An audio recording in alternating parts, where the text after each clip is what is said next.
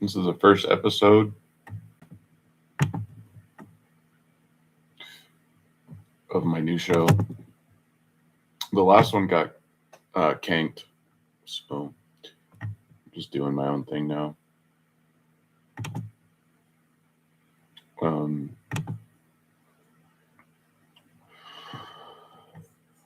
So like and subscribe immediately.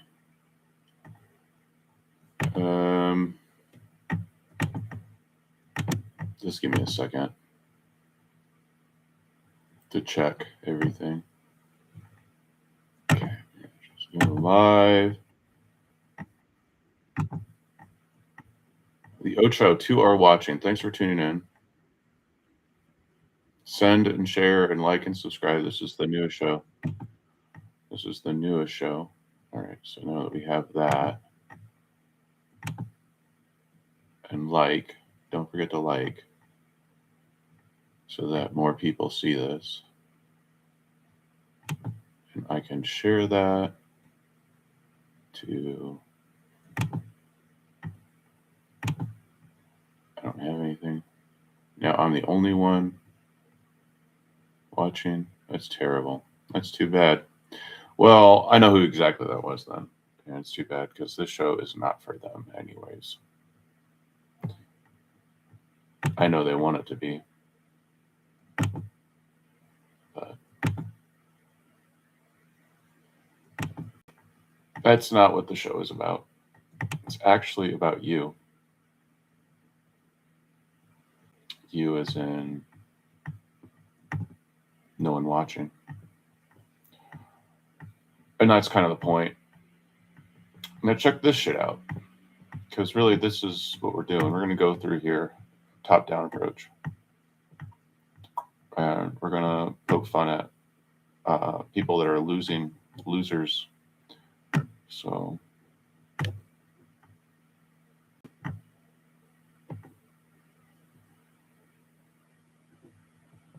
yeah, pretty much not a lot coming out from this guy. No, here he is. The crime rate here has dropped in staggering amounts, and the media won't want to admit it because, of course, they'd have to give credit to President Trump. And then and me. They would have to give credit to me as well because last time I was in D.C., like when they tell you I wasn't supposed to be in D.C., I thwarted a domestic terrorist attack on this nation. And they won't tell you that. Hegseth won't tell you that. Yeah, Afghani nationals, and Sarah Beckstrom, and all these other weirdos. Yeah, just I solved the case for the FBI when I was in D.C. last time. So, go on. they'd have to give credit to the Department of War or to Stephen Miller. But courageous men like President Trump and Stephen, who said enough is enough, are the reason why this city is a safe and beautiful place 250 years into our great republic. And it's incredible Americans like you who ignore the noise and you do your job. And you do it with courage, and you do it with professionalism, and you do it because you love your country, which is why you raised your right hand in the first place. It's why you put this uniform on to begin with. The crime rate here has dropped in staggering. Yeah, not just that, but I mean, let's just keep going, right? It's like, oh man. It's like, yeah, that's pretty bad. So then we had the State Department, which is even funnier if you ask me. So we're just going to break on them. I remember that. That was dumb. You can watch that show over on Rumble. It's hysterical. You can watch all these shows on Rumble. This is basically a promo for my show on Rumble.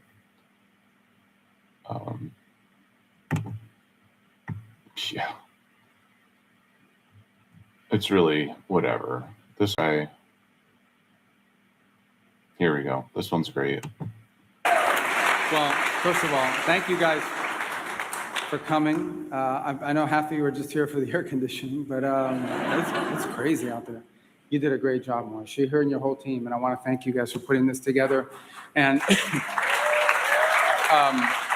not just the passport, but the changes we're making. We'll talk about it in just a moment. But first of all, it's exciting to be a part of something that's going to be commemorative, that's going to be remembered for a long time, to honor the 250th anniversary of the founding of the single greatest nation in all of human history. And you know, the passport is not just a travel document. It's incredibly valuable in the sense of what it means. It's a tremendous source of pride for many of us when we travel abroad to be able to present that American passport. It also is a lifeline for a lot of people. In fact, if you know, and as you know from those that work here and perhaps from personal experience, probably one of the most frightening things that can happen to you if you're abroad is you lose your passport. Because it limits not just your ability to travel, but your ability to come back home to the greatest nation on earth. And we thought the passport needed to reflect that in general. And there'll be more designs, and the folks over at the design studio, one of the most frightening things that can happen to you if you're abroad is... Yeah, so if you're abroad, you know, some dumb broad that's traveling internationally, you don't want to lose your passport. Or you might not be allowed back in the country. So we kind of had that problem. You can watch some of that. It was so hot they had to take it off the air on Rumble. In which case, you know, like Ermina couldn't go to Canada. She begged me to take her to Canada. I took her to Canada. But she didn't want to go into Canada because she didn't have her passport. You lose your passport. Because it limits not just your ability to travel, but your ability to come back home to the greatest nation on earth. And we thought the passport needed to reflect that in general. And there'll be more designs, and the folks over at the design studio here that work not for the State Department, for the whole of government, are doing a phenomenal job. But I wanted to walk you through some of the thinking behind it. Obviously, this is a commemorative one. It's one that'll be long remembered. We're happy because a lot of people are applying to get it and want it. And so for us, it's an opportunity to reinvigorate, you know, our passport office and their efforts in terms of their funding and so forth. But beyond it, we think it's something people will cherish and hold on to for a very long time because of what it signifies. Like all passports, it will expire one day. But the meaning of it, you'll always remember. We think it's one that people will keep for a long time. If I could walk you through a little bit, you know, in the past, when people would get something as valuable as a passport, they basically, you know, you apply, you go to CVS, they take a headshot, and then, you know, you put all the papers in the mail, and at some point in the next 2 or 3 months, you'll get a package from the U.S. Postal Service in an envelope that could be anything. You know, it could be a demand letter or it could be a passport. You have no idea what it is. And you open it up, and hopefully it hasn't been rained on or run over by a truck, and there's your passport. And we thought for something as important, as dignified as the American passport, it really should have something more than that. And so everyone from now on, it's not just for the 250, but our goal moving forward is to make sure that everyone who applies for a passport and receives it in the mail will receive it in this box, which I know, fancy box, which I think is indicative of how important the document inside is. But wait, there's more. When you open it, and when you open this passport box, you will find that there's a certificate attached to it, which is like a certificate of authenticity, like we do with, you know, watches and stuff like that and jewelry. But again, it's something that we think a lot of people will tremendously value. And then, of course, there's the actual passport. If you'll notice, I'm not good at any of the That's crazy. I want you to know, but It's crazy. It's like, oh, a certificate of authenticity. Wait, so what's wrong with the passport? It's not authentic? No, there's certificate of authenticity. The passport, it should just be inspectable. Yeah, this guy is a real retard. So yeah, it looks fancy. And who's gonna pay for the fancy packaging? The taxpayer? Get the fuck out of here. This guy's a con artist. I value what this means. You see the redesign that I think more appropriately reflects our country and its stature. Whose passport is this? Because I'm about to open it. Is this yours, Bulos? Ooh, there's red marks all over this already. It's not good.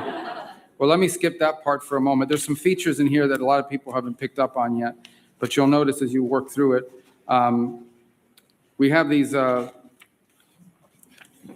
I don't know if you guys are going to care about it or not, but when you flip the pages, I can't flip the pages. When you flip the pages, this image here will start to move. So you'll see it's like a moving image along the way. But here's the coolest part.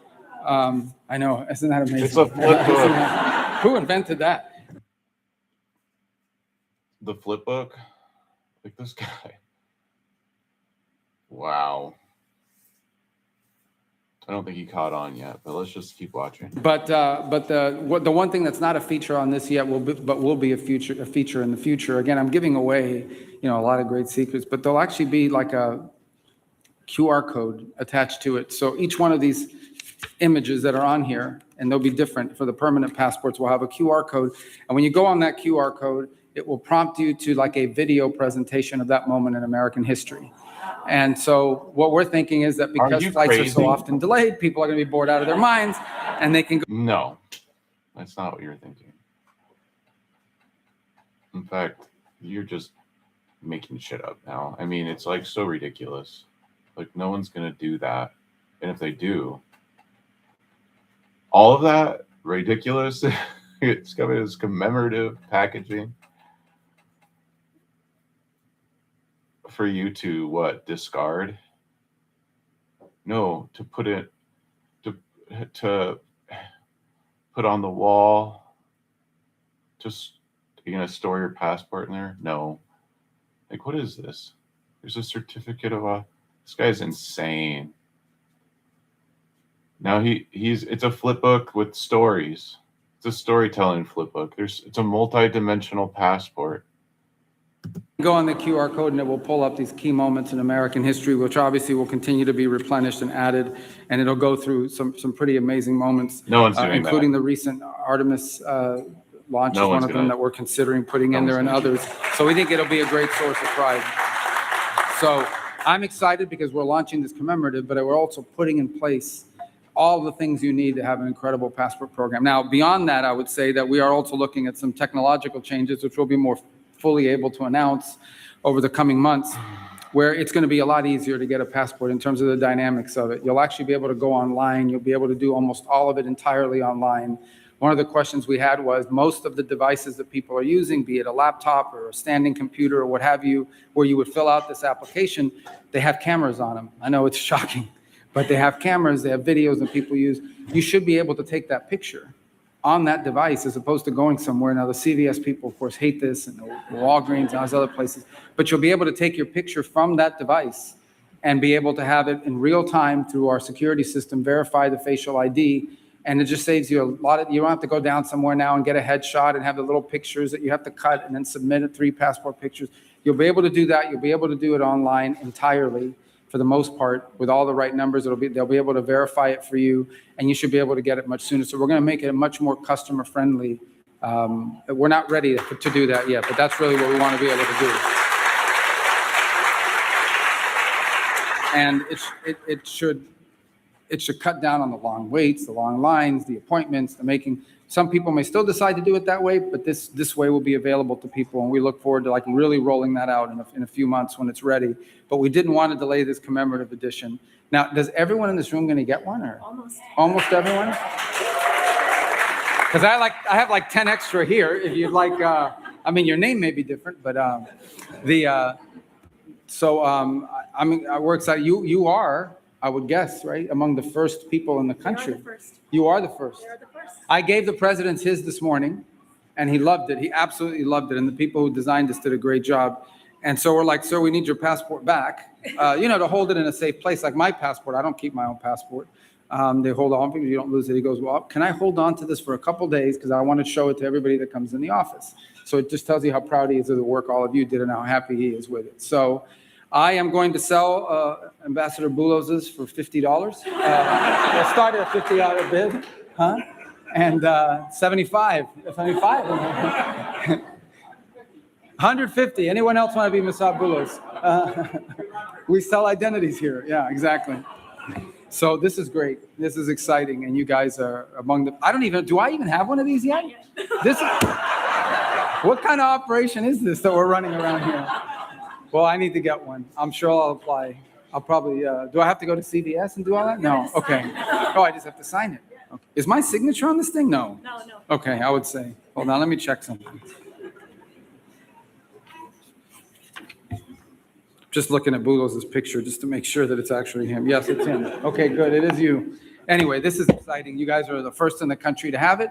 I know there's a lot of demand for it. Everybody's asking for one, and it's great. And it's a great one to hold, and they'll be good for a while. So anyway, thank you all for being a part of this today and celebrating this with us. Great job, all of our team here. And congratulations on your new passports. Thank you. Thank you. Thank you, guys.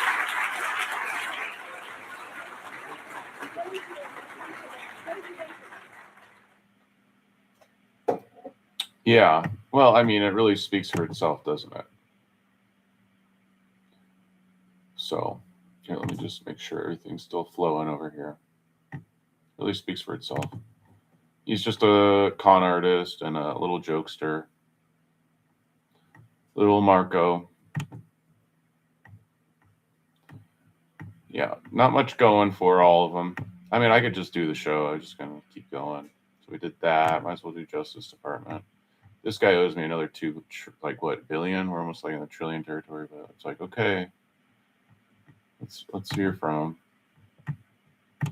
This one's short, I promise. Thank you very much. Good morning, everybody. It's great to be here. So look, Look at the quality of the footage. No one's seen this guy. We don't know what his, let's ask a question.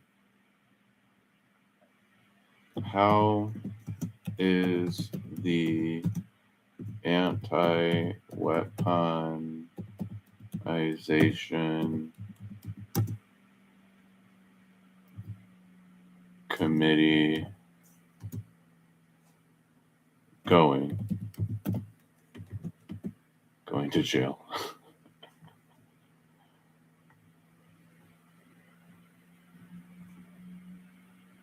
He still hasn't gone anywhere. So yeah, I'm still winning on that front by a lot. That's it. It's just same old shit. I told them to send it back, and they kept. God. Thank you very much. Good morning, everybody. It's great to be here. So look, this settlement settles a long-running dispute between this great city of Anchorage and the United States government. Realize that this case was originally filed in 2014, and the litigation is still ongoing. The litigation that was filed in 2014 started out of a 2003 effort to revitalize this port. And this is just not any port. This is by far the most important infrastructure in this great state of Alaska.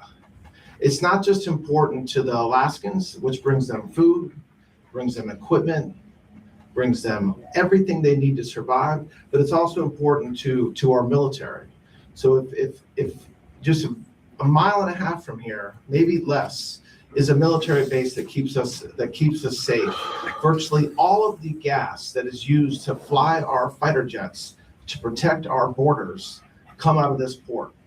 And so the idea that we were in active litigation for what amounts to over a decade, so 12 years, is something that needed to be fixed. And so I'm thrilled that we were able to do it. I got a call recently from Senator Sullivan. I spoke at length with Senator Murkowski. I've spoken with several folks from both their offices, as has my team.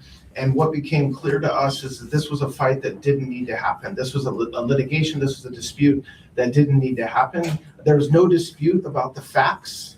This wasn't about whether something happened or didn't happen. There's no doubt that this was a project that was not done successfully or appropriately.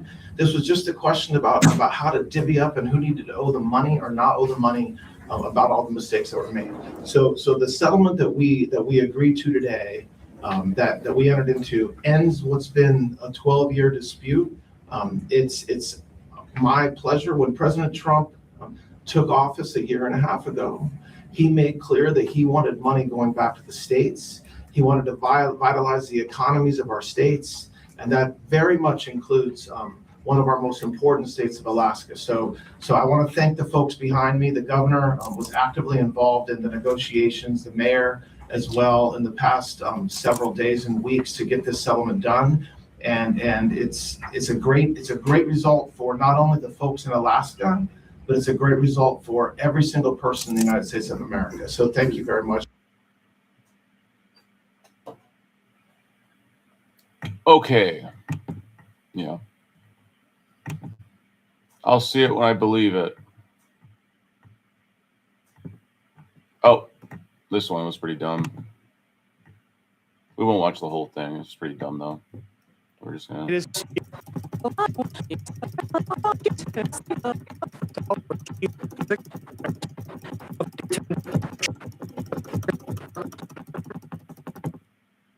Okay.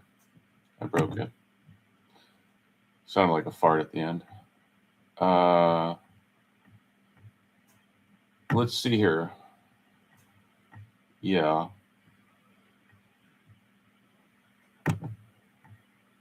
Oh, I don't know. I'm just winning. Let's see here. FBI.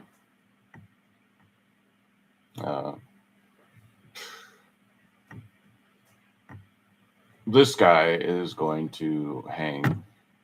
We've arrested 29,000 both of them violent gang members since President Trump was sworn in. We've disrupted and dismantled 2,700 gangs around the country. That is a 365% increase from the same time period into the last prior administration. We have seen specifically as it relates to Tren de Aragua, a 519% increase in arrests. As the Attorney General laid out, you've seen hundreds and hundreds and hundreds of Tren de Aragua violent gangsters and thugs picked up and arrested and taken off our streets permanently for crimes ranging from kidnapping to murder, to drug trafficking, to firearms violence, and more.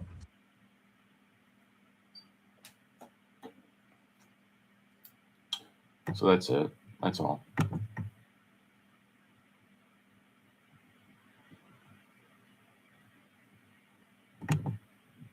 Yeah, it's pretty sad, actually. I mean, I could just go around the board here. Let's just do this one.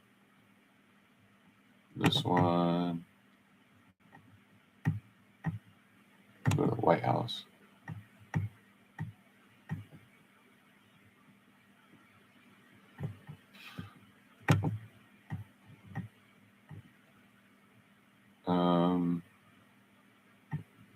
I don't have much time, so we're just going to do next.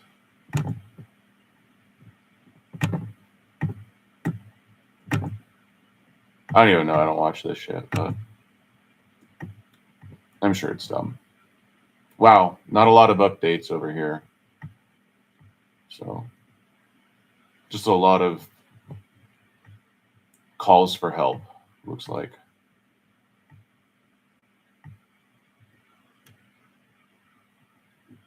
Here's one. No, I want a better one. We're gonna have to go back.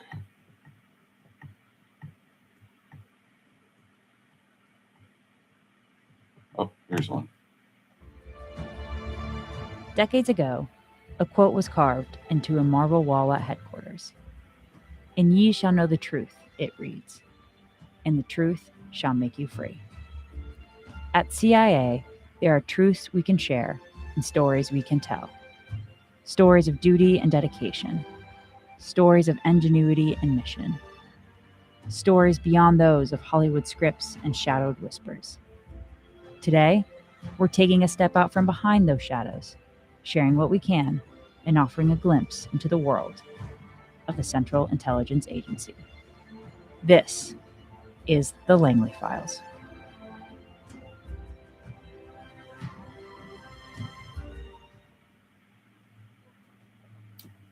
Yeah.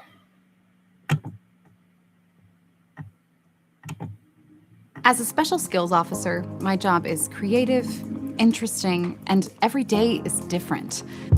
Lots of people think the Directorate of Operations, where I work, favors men with military skills, but that's not necessarily true. I love my job. I think it's more fun than anyone can imagine having in the government. Also, as a woman, I feel my voice is always heard here, and I'm able to fully contribute. There are a multitude of women all across the agency doing impactful work. Working with CIA is so rewarding. You get to see more of the world and do work that matters. Plus, you get to work with some of the best people. Everyone is intelligent, motivated, and really wants to do their best. From skills to life experiences and cultures, everyone brings something different to the table. Actually, it's this mixture of people that helps us do what we do. We need every voice to do our jobs. As told by actors. Skills for officer. reasons. As a special skills officer. Special skills officer. I have a special skills officer file right here with the FBI. Eeny, meeny, Babbitt. SSO Jennifer Babbitt. Yeah. There it is. All right. And basically, it says that she entrapped me. So this is Ashley Babbitt. You might know her as. It says she entrapped me on January 6th. So I guess I have all of them. Got all the dice. So quick route through that one. All right. I usually just skip over Washington State and saying, okay, I'll just target it through here. You got the top end and the bottom end, high and the low, and there's not much they can do. And, as an elected official in Franklin County, it is my duty to expose all the corruption, including with our county commissioners and our auditor, et cetera, et cetera. So, that's where we're at. So I can do that on the show. I love this show. You guys should tune in. You can tune into your local government and find out, spot the problem. Where is the problem? The public sector. Just wanted, Mr. McCarthy, if you... Thank you, commissioners. This morning, I just wanted to get up here and Wes McCart, Planning and Building Economic Development Director, just wanted to make an announcement for you gentlemen and the public that will be listening to this. As part of the comp plan update, we're doing an environmental impact statement. So I've issued the determination of significance for the EIS, or the environmental impact statement scoping. This is to look at different alternatives in the comp plan and what effect they would have on the environment and the surrounding communities. We will be holding a scoping meeting here on July 14th, so next Tuesday night, or this coming next Tuesday night, from 6 to 8 p.m. right here in this room. You are invited to come. I invite the public, and we will be taking comments on scoping until August 5th of 2026. So that's all I have. Thank you.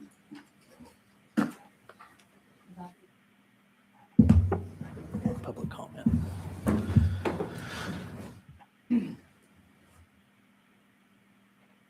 Good morning, gentlemen. I watched a very exciting evening last night of political choices in our county. And one of the questions we asked those running for sheriff is, would they uphold a resolution with ordinance for a sanctuary Bill of Rights county? I've sent you all a very nice video of a county commissioner that did this in Florida. It is not unsimilar in this state. The difference of state is not any, because we align ourselves with the supreme law of the land. Never again will we have our Bill of Rights taken from us as it was in COVID. You have a beautiful resolution. You have resources. I'm calling on you to redress those grievances that have been taken from us and will be taken from us again if we do not defend them. I want Franklin County to be the most safe county to live in.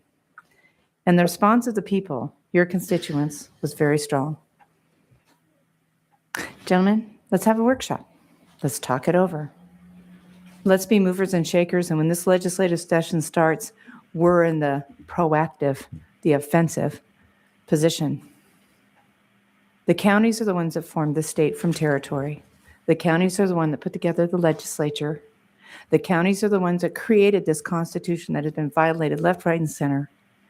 When I call of our other legislators, well, I have to ask permission of the speaker or the minor representative of this and that. No, A Republican representative form of government is of the people. Public comment is great. It's not enough for us to redress grievances, to right the ship, and we can do it in Washington State. I thank you for your time.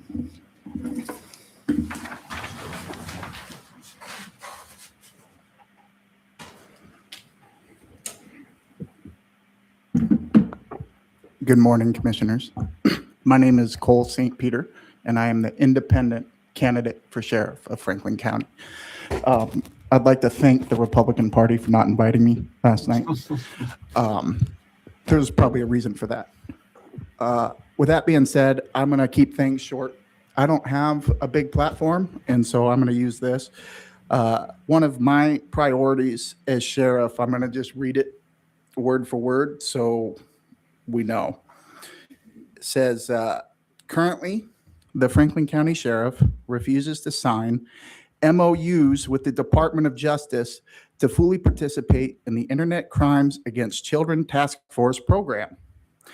As your sheriff, Franklin County will participate in the program and prioritize all crimes against children, including internet crimes and the production of child sexual assault material.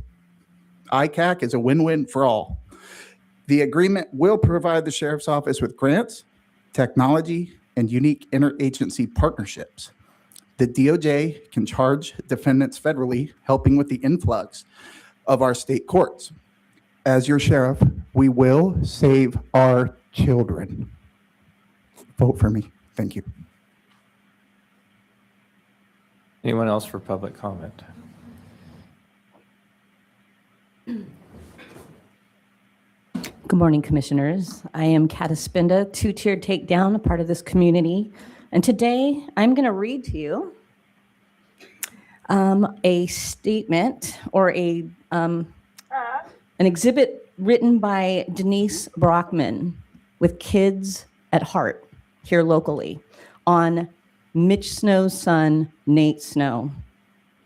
Nate began talking about his mother. He made direct eye contact with me, and he stated in a serious matter of fact tone, "My mom is mean. She's really, really mean. She likes to manipulate people. She likes to hurt people." There are a furrow between his brow as he frowned. He continued to make direct eye contact with me the entire time he talked. He went on to state, "My dad tells me that my mom has problems. That's why she acts the way she does." I tell him, "Dad, you don't understand. She's mean person." The corner of the child's mouth drooped. His shoulders were slumped down as he talked about celebrating his birthday and holidays. He stated, "My mom said it is selfish to celebrate yourself, birthday, Christmas, Easter, Valentine's Day." He stopped talking for a minute and looked at the pillow that he was sitting on the couch. He picked it up and clutched it against his chest. Nate began talking as he was looking at the pillow he held in his hands. He looked at me and stated, "My mom never makes food for me. She just buys already made food like from Walmart." His voice sounded sad when he said, "I didn't care very much. And she, mother, would always throw the food away that my dad would send home with me." He looked at me and stated, "She's a mean, bad person who wants to hurt everyone, especially my dad." I saw my mom push my dad into a glass table one time. She thinks it's fun. She said she is going to take my dad's house. He wrote this 3 years ago, by the way, and I was just in court where she was trying to take his house in that court case. She was trying to get the judge to award the house to her. Nate changed the subject and told me that he had developed a working light switch and explained how he did it. He talked about something else he developed on his own. He was smiling and animated as he tried to describe it to me. And in his own words, I'm going to probably have to finish this on the next one, "I think it's unfair that you have called me a liar without even knowing me, not even at least seen a picture of me, and that you don't know me and refuse to see evidence called me a liar. I do not think it's fair. I'll continue.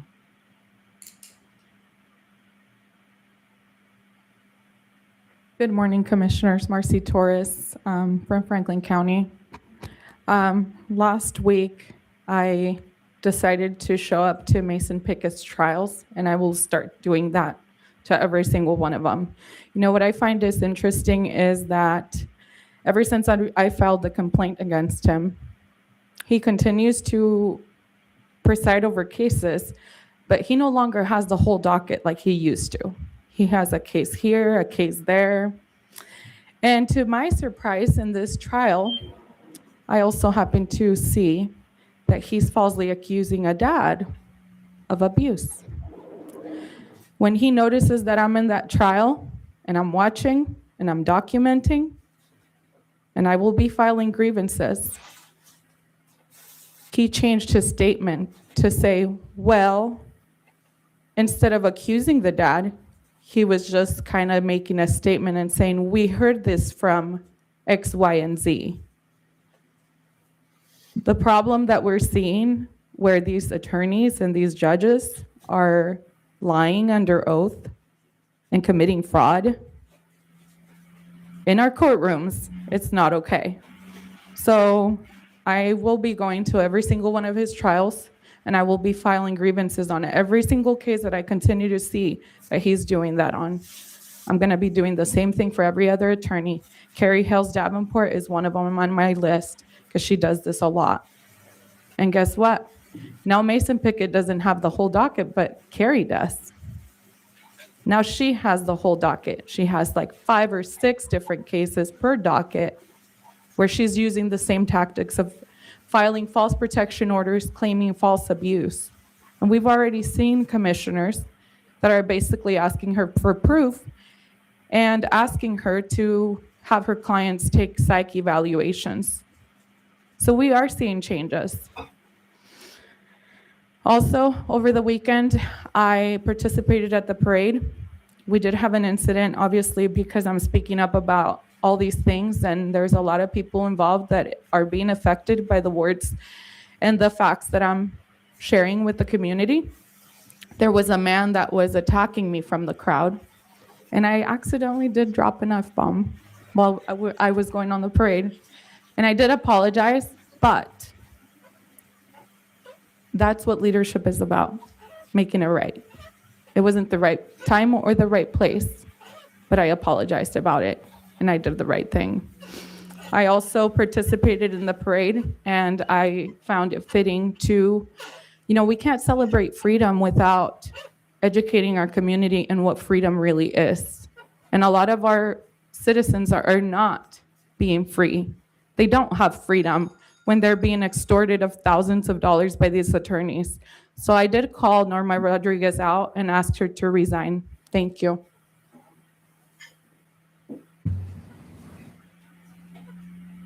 Anyone else for public comment? Good morning, Commissioners. Marie Redout, Tri-City resident. This morning I wanted to prep for what's coming this way soon. We've got so many individuals that are continuing to reach out from all over. I'm getting contacts from the West Side for the same types of behaviors that are happening in the family court here are happening there.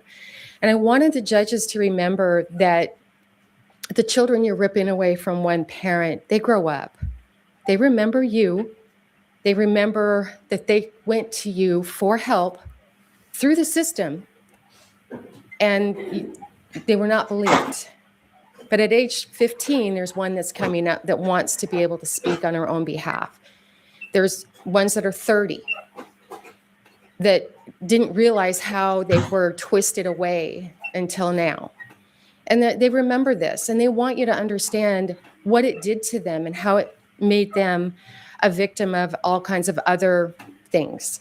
So a 15-year-old that discloses to her mom at age 10, she disclosed, hey, I'm not comfortable when I go over to dad's because I get left with the step cousins and he wants to touch my crotch. And I'm not comfortable with that. But it's part of a game that they're playing as a 14-year-old to an 11-year-old or a 10-year-old saying, hey, I'll trade you this if you let me touch your crotch.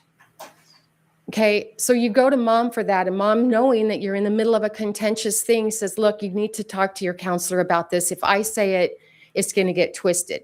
So little 10-year-old then discusses it with the counselor. The counselor then contacts CPS. Then they want to do a forensic interview. But it's been disclosed twice to two different individuals about what's been happening when she's left alone in the step family's care.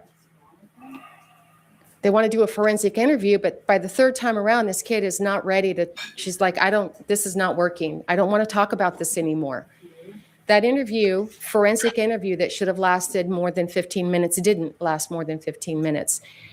And because it got disclosed at that point for the court proceedings, they ended up doing an emergency ex parte parenting plan that then removed time with mom. All she was asking for was, look, don't let her alone with the 14-year-old. Don't don't do that. That's all she asked for. Instead, they went after a 7-year-old DUI she had, which there was nothing else to go after, so they went after that. Cut her parenting time off to 16 hours during the school year, 16 hours a week or less, I think it is. And this kid is now just like, we used to have 50-50.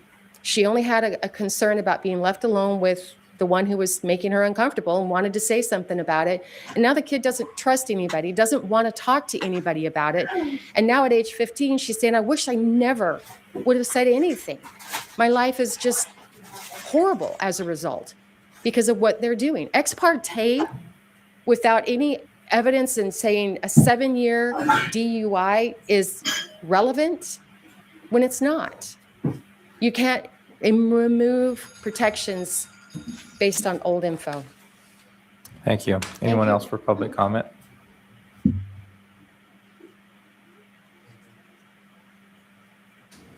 Greetings, commissioners, and peace and truth in the name of Almighty God. I'm Sherry Elizabeth from Red Mountain. I turned in a complaint 70 days ago, and I didn't hear anything. And it's very serious because, like what the people have talked about, these judges, I have a judge in Walla Walla District Court who sits as the chairman, or was the chairman. I don't know whether he is now or he isn't. Christian Heaton. He threatened me from the bench. I don't have a contract. I don't have a driver's license because, like I shared with you, Stefan, why should I participate in a criminal enterprise? Department of Licensing, as far as I'm concerned, is a criminal enterprise if they're not going to be truthful about things. And I'm here to ask you, and I expect you guys to file criminal charges against Jennifer Johnson, who was your risk manager. I provided a document showing that she was, as of June 10th of 2021, your risk manager. She committed criminal impersonation as a pro tem judge.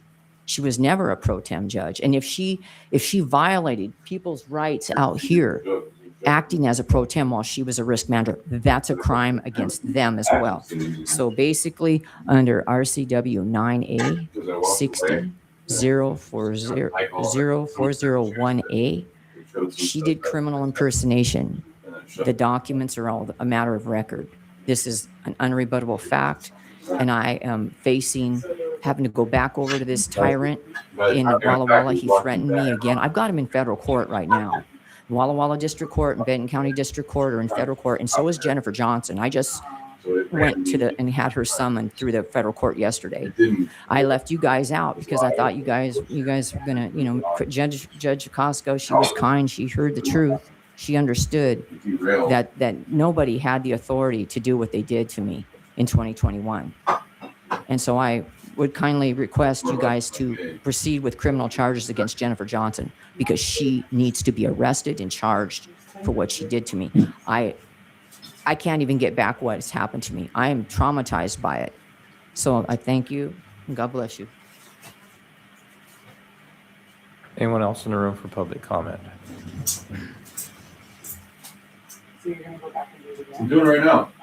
I don't normally do these, but I just wanted to correct the record for Jennifer Johnson, who is our former risk manager.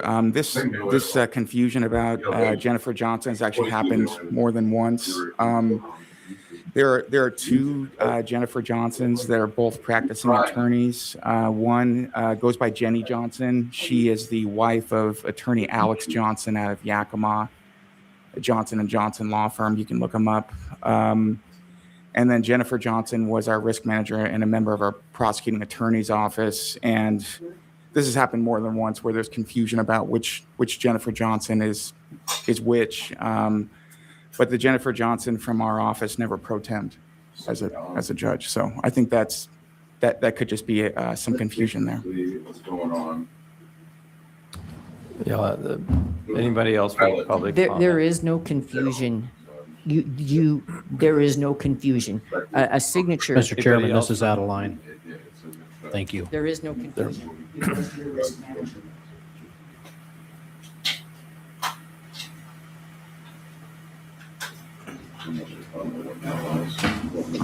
Brian Thornhill live in Franklin County. So when I first started discussing this, I said I was nervous, things like that. I've talked to a lot of people and they're asking for my support for me to keep coming up and bringing these things forward. So still a little nervous, but I feel a lot more comfortable doing it.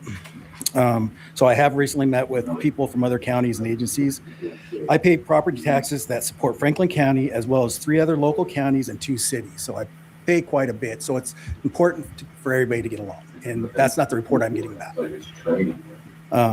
Unfortunately, the feedback has been hearing that Franklin County commissioners are not always viewed as working cooperatively with neighboring agencies. In a recent commissioners meeting, it was stated that Benton County did not really want to work with Franklin County commissioners. I think that's unfortunate, and I hope relationships can improve. So, Mr. Mullen, that's one. I'm starting on something else. So, Mr. Mullen discussed something with me this morning. I told him I was going to discuss him a little bit, and I really want to get out of this. I want to go live my own life. So, hopefully, things will settle down. But you guys did take a shot at my First Amendment rights when you guys cut me off last time. So I'd like to give Commissioner Mullen a compliment. One topic Commissioner Mullen clearly demonstrates experience in agriculture. When discussing wolves and livestock, he appears very knowledgeable. One thing that I believe I've learned from Commissioner Mullen is that wolves think that cows are delicious. So that's the one thing I've got out of you. I appreciate hearing commissioners speak from areas where they have real experience. Mr. Danzel, proof will be in the pudding. Mr. Danzel recently said that the proof will be in the pudding, and that's in regarding the savings from taking over the Juvenile Justice Center. My concern is that almost any program could be appear to save money if you simply stop funding it.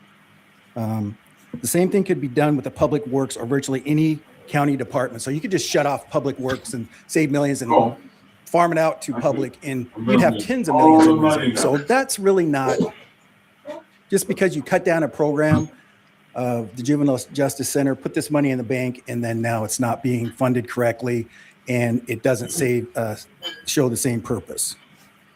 So you eliminate or dramatically reduce services, contract persons out privately, underfund the operation. At the end of their year, it would appear the county saved millions of dollars and increased reserves. Higher reserves alone are not proof of decisions was right. Under Mr. Danzel's premise, they could terminate any service they want just to show money in the reserve. I'll stop there. Thank you. Anybody else in the room for public comment?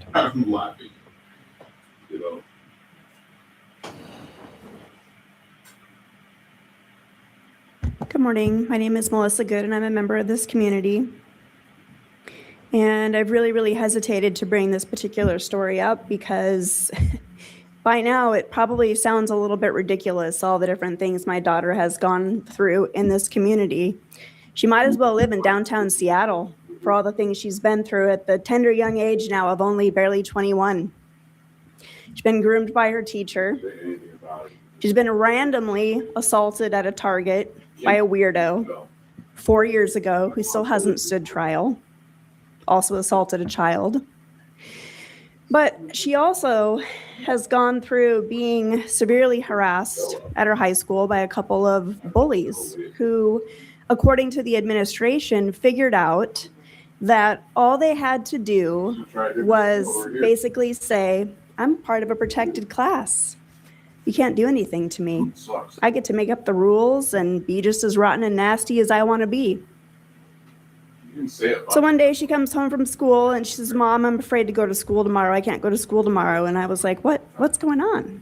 She says, well, there's these two kids at school and they basically kind of bully just about everybody. They bully all the time. And I was walking out to my car and one of them, a 6 foot tall male, ran up on her, came right next to her and yelled as loud as they could. And she went like this and turned around, see what was going on. And this kid proceeded to basically verbally assault her, scream at her, cuss at her, and tell her to turn around and like all this crazy stuff, right? So she did. She walked to her car. This kid proceeded to get into the car with the other bully that they had strategically parked right next to her, rolled down their windows, and essentially began just continuing the verbal assaults. Well, my daughter's best friend's boyfriend witnessed this and went over and said, hey, knock it off, leave her alone, that's enough.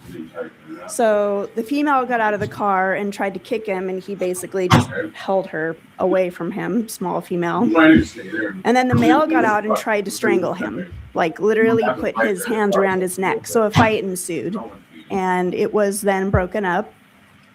Then these kids, who evidently have gang affiliation, said, we're going to go get one of our family members who's in this gang, and we're going to come back and we're going to beat your asses. So my daughter is watching this whole thing unfold, goes back into the school, talks to administration, tells the assistant principal what's going on. Everything gets reported, then she walks back out, and thank goodness, he walked her back out to her car because they were waiting in the parking lot with this full-grown adult who had attended the same high school and had a reputation for physical violence towards other students. What if he hadn't accompanied her? Thank you. Anybody else in the room for public comment?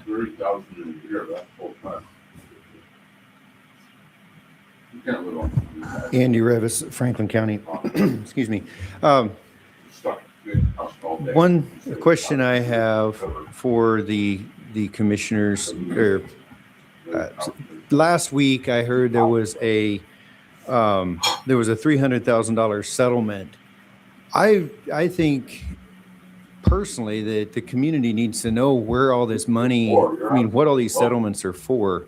I know you go into executive session, there's privacy and all this stuff, but there's a lot of money that I hear gets spent on settlements. And is it the sheriff's department that we're settling suits against? Is it the corrections department? What is it? The road works because somebody hit a pothole.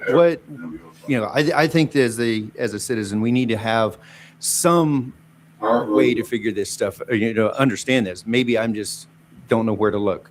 The family court thing, I just found last night a young lady that was removed from her birth parents. She was adopted. She was removed from the adoptive parents and has been on the run ever since, in and out of dozens of foster homes until she turned 18. I found last night she's got criminal cases in Franklin County and in Walla Walla County. This is a perpetual thing. My children were removed from a mother in the state of Texas for drug charges, and she could not get her life straightened out. They took her kids, farmed them out. After I adopted my two children, we got in contact with birth mom, and she had turned her life around. We was trying to help get her reunited with her children for visits at the minimum. It goes so fast. And CPS came and took my children back away from us again. I offered in family court, I stood here and talked about putting our resources to helping these families, these mothers that have lost their children or are in trouble. I told Benton and Franklin County CPS, I told them I will voluntarily relinquish my rights that I have from adopting these children if you will give them back to their birth mom who wants them and can care for them now. And they said, well, we can't do that. It's like, why not? I'm learning now why not. Washington State would lose their Title IV-E federal funding from Social Security Administration if they put these children back with their birth mom who wanted them and had changed her life, turned her life around, got rid of the drugs, got rid of the bad boyfriends, and had the resources to care for her children now. The government part of the show. Anyone else in the room for public comment? Anybody on the phone? Can't do criticisms of other YouTubers. All right, hearing and seeing none. Moving on to approval of consent agenda. Mr. Chairman, I move for approval of consent agenda items 1 through 6 as presented. I second. I have a motion and a second. All in favor signify by saying aye. Aye. Aye. Motion passes unanimously. Regular business, Resolution 2026-211, Information Services 5-year lease renewal for Quadrant Mail Machine. Good morning, Commissioners. Do you guys have any questions on the packets that was submitted? And then I believe County Administrator had provided a correspondence last week with a modified quote.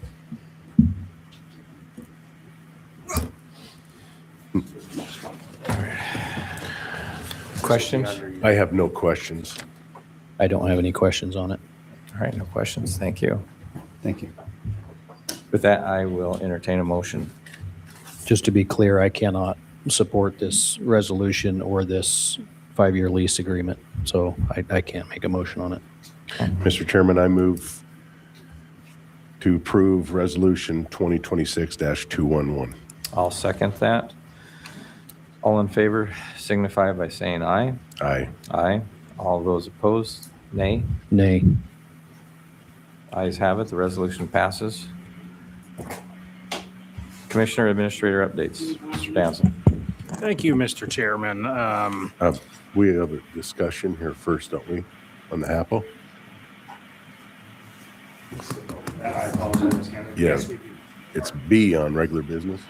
I do not have a B on mine. He doesn't have the updated. Okay. All right, thank you. Some depth stuff there. Discussion, the HAPO Center. Approval of fund transfer from the .09 fund to the HAPO Center operations account, reimbursement of capital improvement expenditures. Discussion. Thank you, Mr. Chair. Yeah, in front of you, you will have a packet here of, it's a combination of a request that was made from HWL, some back and forth, and then later on during the correspondence portion of the meeting, I will also include the very nice mid-year report that Mr. McCall included as part of the correspondence. I think you all know the issue here. The request is for the ability to utilize capital improvement expenditures for the purpose of upgrading certain portions of the HAPO Center. I know that folks from HAPO are here, from HWL are here to answer any questions you might have, but kind of the idea that I wanted to at least get this on the agenda so that we could discuss it. And then you gentlemen tell me which way you'd like to go.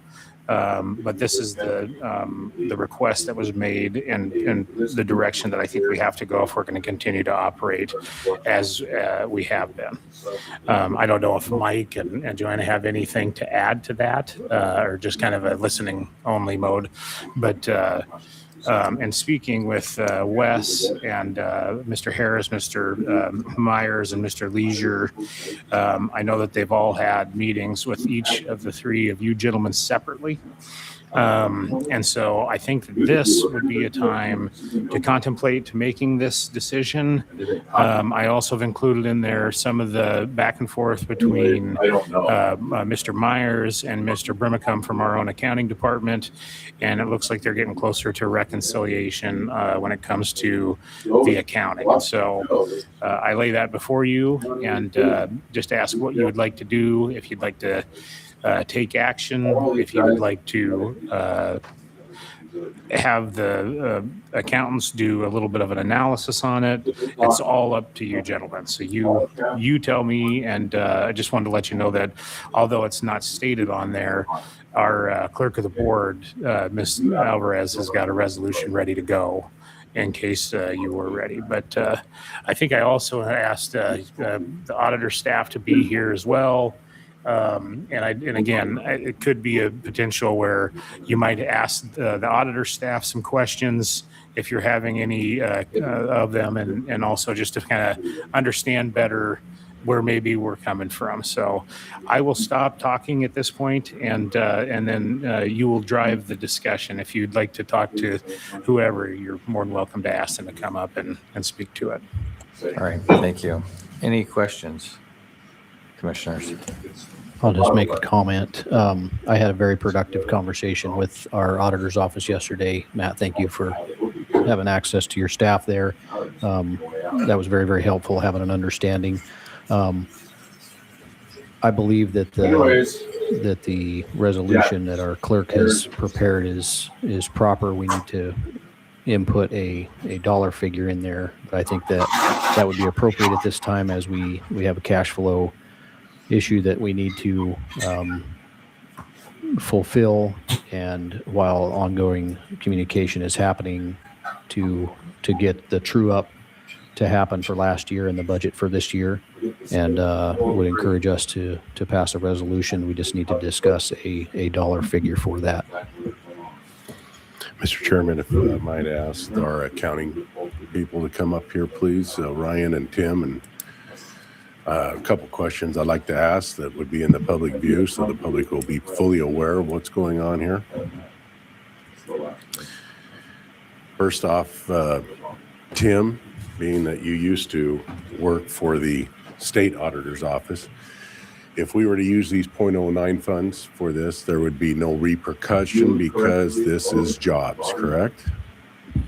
That's my understanding, and Jeff Briggs may be able to speak on this as well. But yes, I think ultimately you're supposed to be able to assert that it creates or maintains jobs, and that's for economic purposes. Which and we have used money on HAPO Center in the past.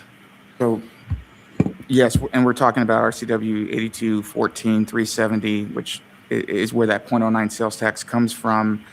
And I would just point out too, this tax actually, what they do for the .09 tax is they take a portion of the tax that the state is collecting, so it's not an additional tax imposed on the community. I just wanted to get that out there. But the money that's collected, I guess you'd say it's actually remitted from the state to the counties under what they've already collected, can only be used for public facilities serving economic development purposes.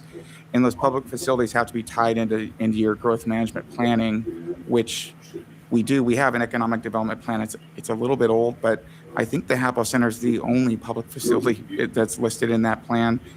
And then the economic development purposes, as Tim stated, the creation or retention of jobs or creation of affordable housing. So I would agree this money could be appropriately used here. Thank you. I just wanted that explained to the public so they were aware. And Ryan, through the emails that I was looking at, we don't seem to be on the same page on the accounting lines with HAPO. What is the problem there? Why are we not able to have the same books match up?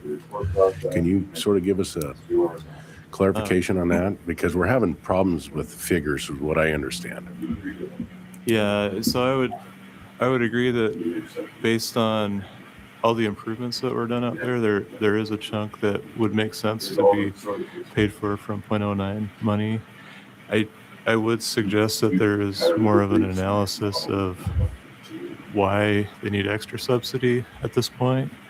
Could it be, is payroll too much, or are they not charging enough for revenues?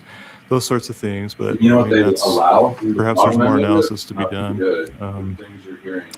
But definitely, last year we $675,000 was needed to subsidize Hapo Center, and but a good chunk of that was for things that weren't kept up over the years. So as I understand it, they've done an excellent job of making the place look much better and more presentable for guests that are coming.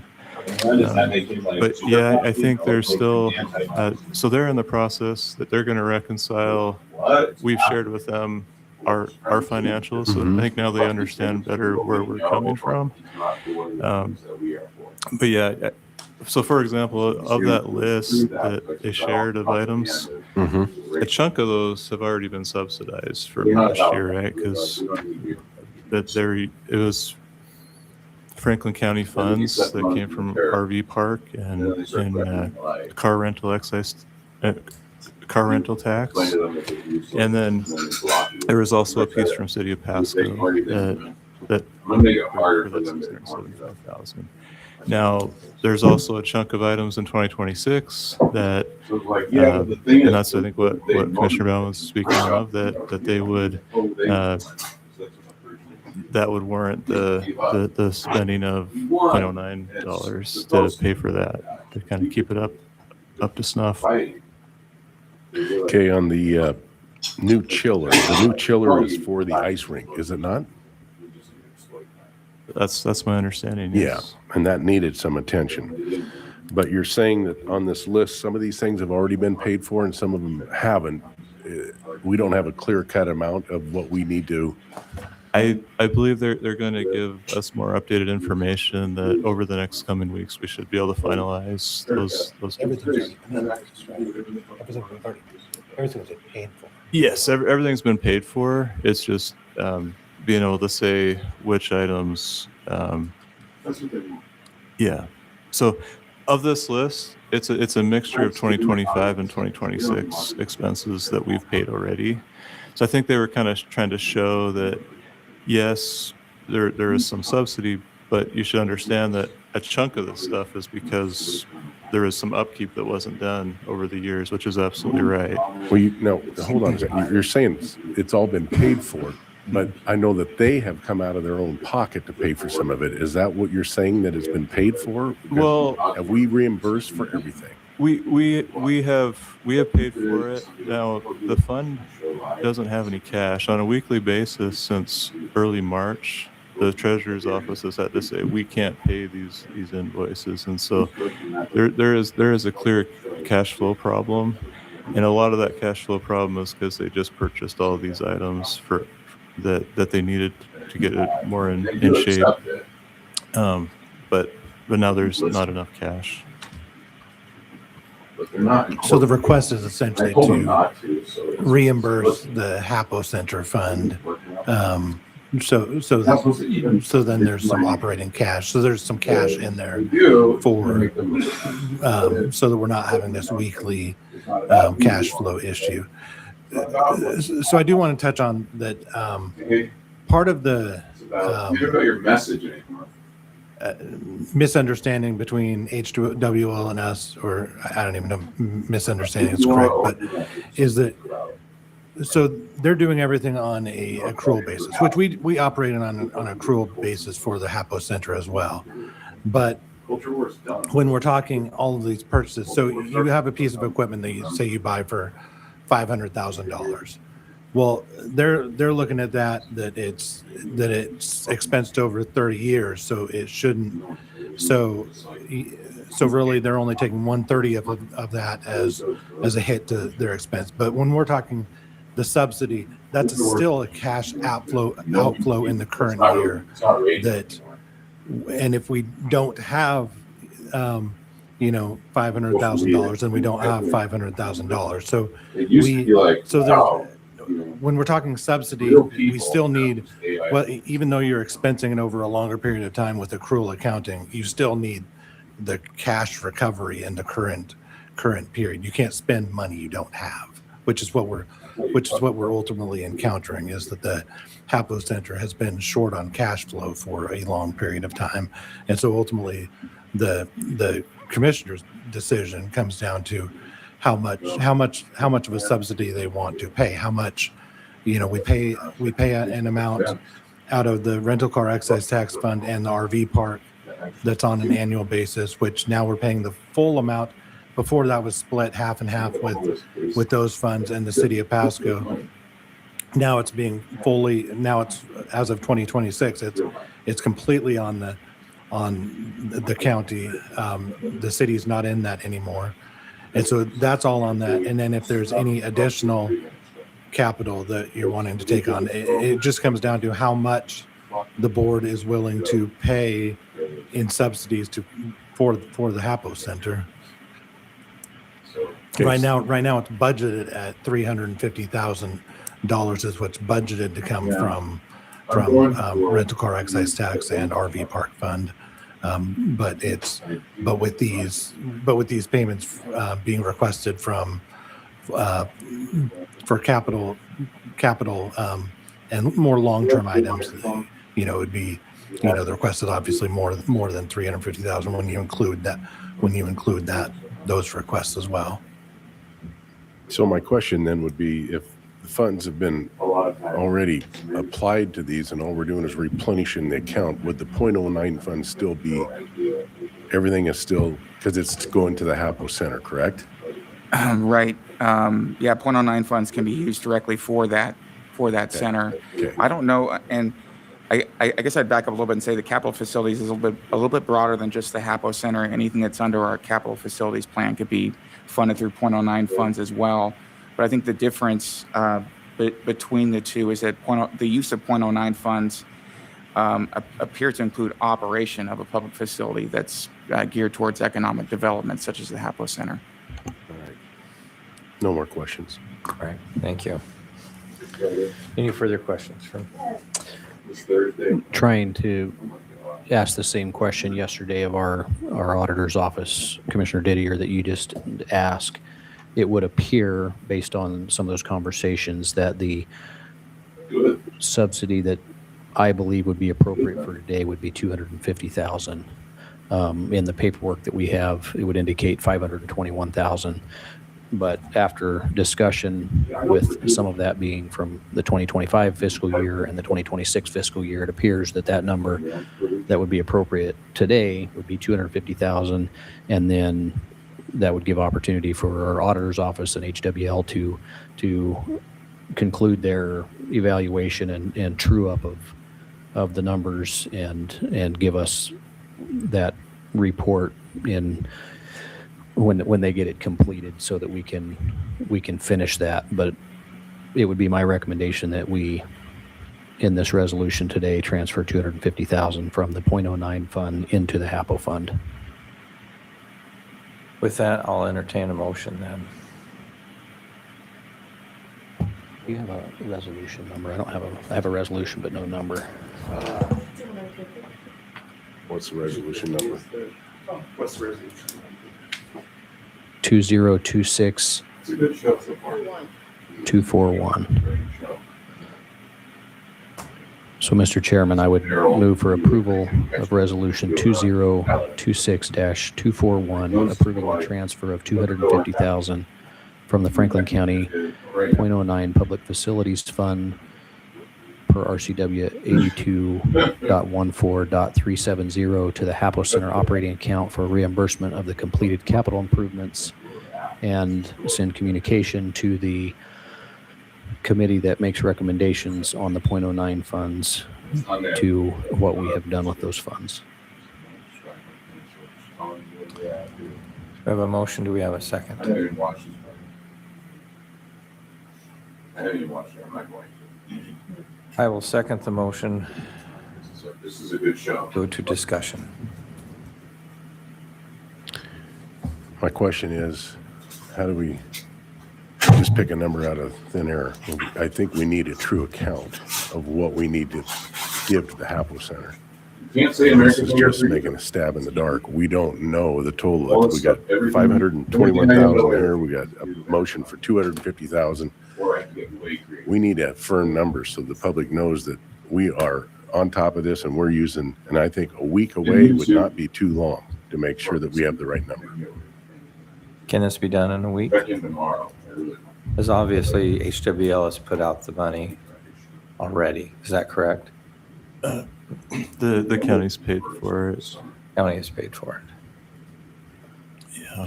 So we've so keep in mind there's already a $350,000 subsidy that the county pays for the year, and so that they're still running out of cash. So I think where the 250,000 came from, Commissioner Bauman and us, we looked at it in the draft form, just okay, which items are 2026 in this version, and it's approximately that. It's close to the 250, but perhaps there's the argument that, you know, why are we doing more when there's already a subsidy of 350? I think there still needs to be the discussion of what is an appropriate subsidy. You know, it'd be good to hear from HWL what they foresee the true budget for the year. This is how much subsidy we're going to need. Otherwise, I think my fear would be they'd keep coming forward. Hey, we need more money. It'd be good just to kind of set those parameters in total. So one quick fix for cash, we could put the chiller, move that money to 392 to have, which is Hapo renewal and replacement, have that pay for that. That would give them an immediate $101,000.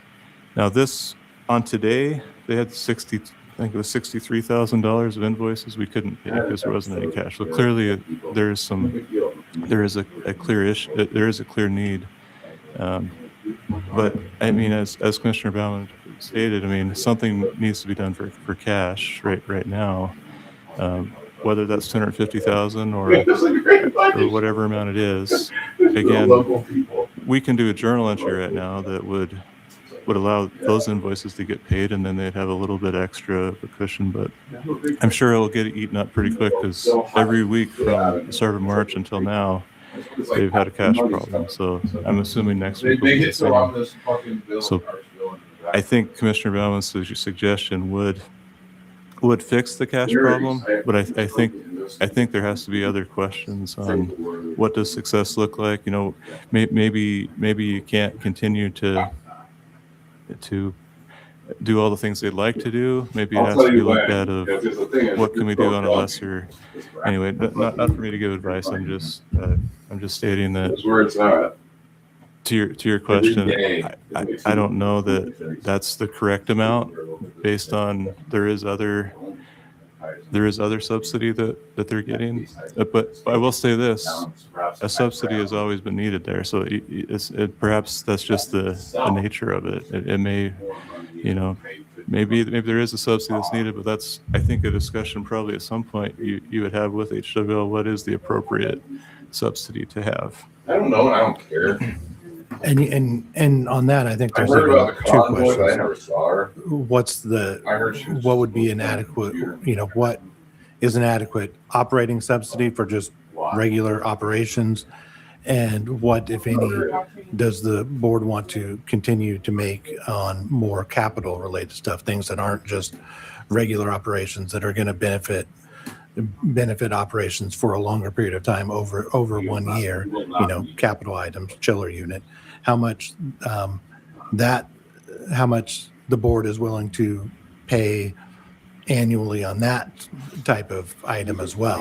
You know, if that is outside of if that's being considered outside of the normal subsidy, which is what is essentially being proposed here, that those aren't part of the normal subsidy, then what is a reasonable amount that the board wants to pay on that kind of stuff moving forward as well.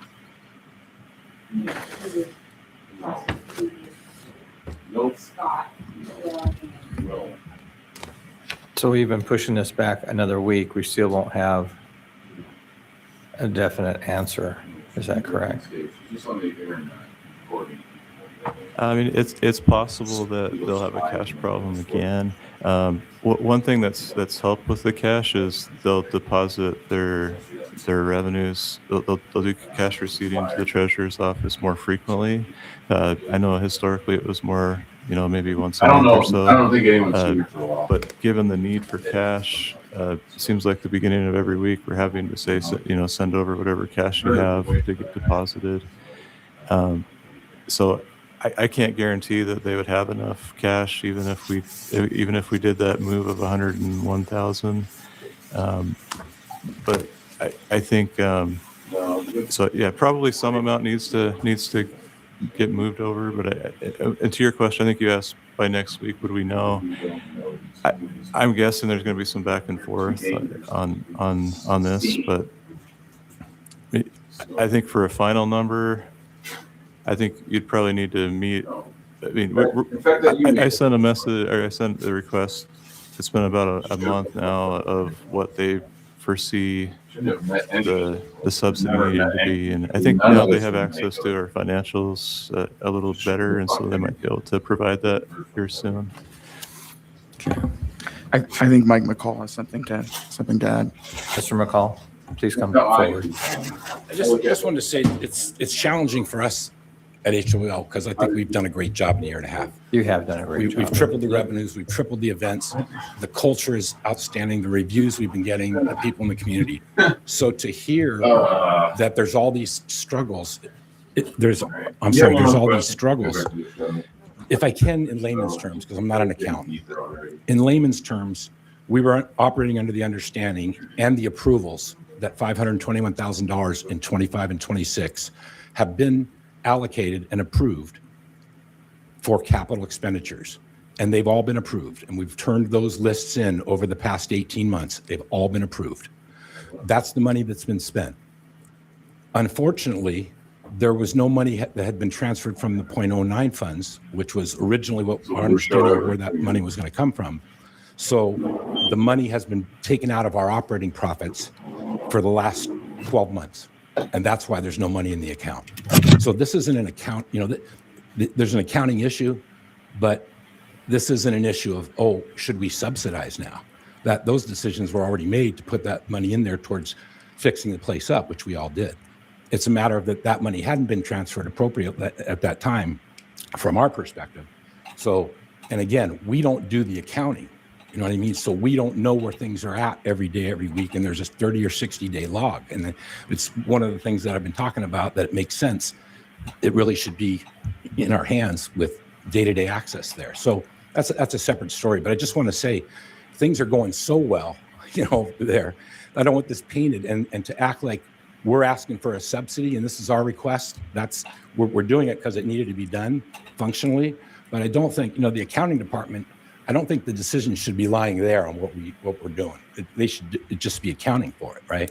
And at some point, we'd like to come back and try to square that up and get the accounting put in our hands on a day-to-day basis because that's where the activity is happening. So that's all I wanted to point out. That things are so positive, so good, and I don't know where it's gone wrong, in the process, but and it just needs to get addressed. It's that time. I know. Thank you. And Okay. it looks wonderful out there. Thank you. Yeah. So, Mr. Chairman, I would say, yes, HWL has done a fantastic job. But again, in the same breath, I would say this is not the role of government. Franklin County should never have owned the HAPO Center. This should be a private sector issue, and they should be running it and making a profit. Instead, we have to subsidize in order to keep it going. And quite frankly, I'm hearing from my constituents, they've been doing, it was $1 million a year when they first got this thing up and running that we were having to put in. Thank God we got HWL there. They're making this thing as close to a break even as they can. But it was run down. The building needed help. The ice rink needed help. That's what the chiller did. This money could be brought out of another account. Which account was that again? We could move it to HAPO renewal and replacement.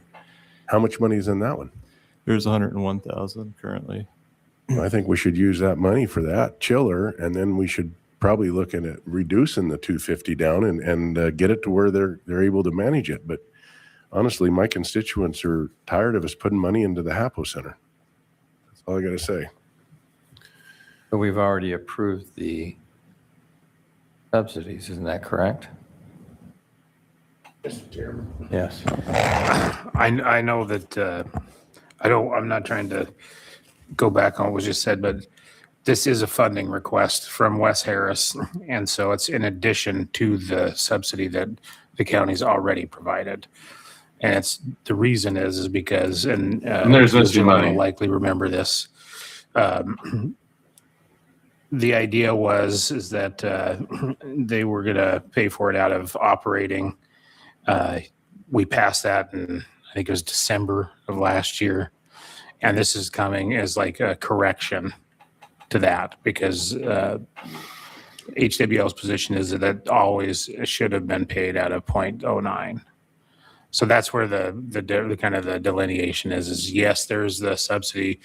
I don't know if that's the correct, let's use a different word. This isn't necessarily an additional subsidy necessarily as we talk about it, but it is a funding request for the amount that's asked for. So it's in addition to the subsidy that we pay every year. Now, some people might ask, why are we paying the subsidy and the city of Pasco isn't? The city of Pasco was being able to utilize our ball fields for $1 a year for the past 25 years. And that wasn't acceptable because as anybody in the world knows, you cannot maintain an entire state-of-the-art ball field complex for $1 a year. And so that was a not a so good deal. I think when that went away, then the city's interest in participating in the HAPO Center went away, even though I will add that the only entity that really benefits from the HAPO Center financially, and this is what makes this difficult too, is the county owns the building, but we don't get the hotel motel tax. We don't get the revenues that are received out of it. The city benefits from that. We do not. And so there was a breakdown, I think, in years past, but it predates all of us, where I think there was a lot of different, and I've spoken with Mike about this before, I think there was a lot of different iterations of what different people and different groups at the time thought they wanted to do with the HAPO Center, which led to us being where we are here today. So that's just kind of a background on it, is that the partial reason that the books do look the way they do is we're not receiving the additional subsidy from the city of Pasco. And that's after we gave them a $25 a year, $1 or $25 for 25 years worth of use. And it just didn't look like we were on the same page as far as the HAPO Center itself went, because our contention has always been, why don't we utilize some of the hotel motel taxes that are being raised by the HAPO Center having events in the hotels out there? And it just seemed to not really be a place, because every local government has budget concerns. And so I think that was what it was. It was just a budget decision that was made. I'd have a couple of comments on that. I appreciate, Brian, you sharing that. Visit Tri-City's done a study, I believe it was in 2018, that showed that in 2018, the HAPO Center provided $10 million in economic stimulus to the local area, and that primarily being the city of Pasco. And so you have the hotel motel tax as well as the sales taxes that happen in that area, and of which Franklin County doesn't get anything for that. Right. And so I have spoken to a number of the different council members and the city manager about that, and about what is the feeling on that. And we are no longer getting any subsidy from the city of Pasco for the operation of the HAPO Center. The HAPO Center has been subsidized for the last 32 years that it's been in existence, been subsidized every year. I believe it's as close to operating in the black as it's ever been, as far as I can tell. I haven't reviewed all the books for the entire time. But the Hapo Center is similar to a public park. A public park does not generate income, and it does not it doesn't operate in the black. It is a public service. The reason I believe that the .09 funds are appropriate for this use is the .09 fund is a remittance from the state, as our Council Briggs pointed out to us. It is not an additional tax collected in Franklin County. It is a refund or remittance of a proportion of the state's portion of the sales tax for use for this type of a facility. It's very clearly laid out in the RCW aforementioned that it is for the operation, including if necessary, all the way to the point to wages for something like this. I believe that the .09 funds is appropriate. Any subsidy that we provide to the Hapo Center would be appropriately funded by the .09 fund, and think that this is proper for us to do. Okay. Well, I don't necessarily agree with the analogy of a city park, but I do agree and understand that the economic impact from the Hapo Center does generate a lot of sales tax from the hotels and motels. So it is in our best interest to continue the operation of Hapo, and the fact that they are doing an outstanding job. It does look nice, and it does create hotel tax that we do not collect, that goes directly to the city. So I guess I am in favor of using the .09 funds to get this straightened out, and for that reason. So, is there any further discussion? At that point, we have a motion and a second. Ridiculous. All in favor signify by saying aye. Aye. Aye. Aye. The motion, yes. Ridiculous. Clarification, that was for 250,000? Yes. So that we can plug it in? Perfect. Thank you very much. Our motion passes unanimously. Thank you.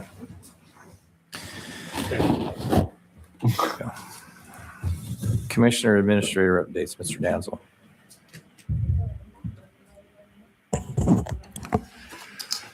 Thank you, Mr. Chairman, members of the board. This past week, I can't not mention celebrating the 250th birthday of America.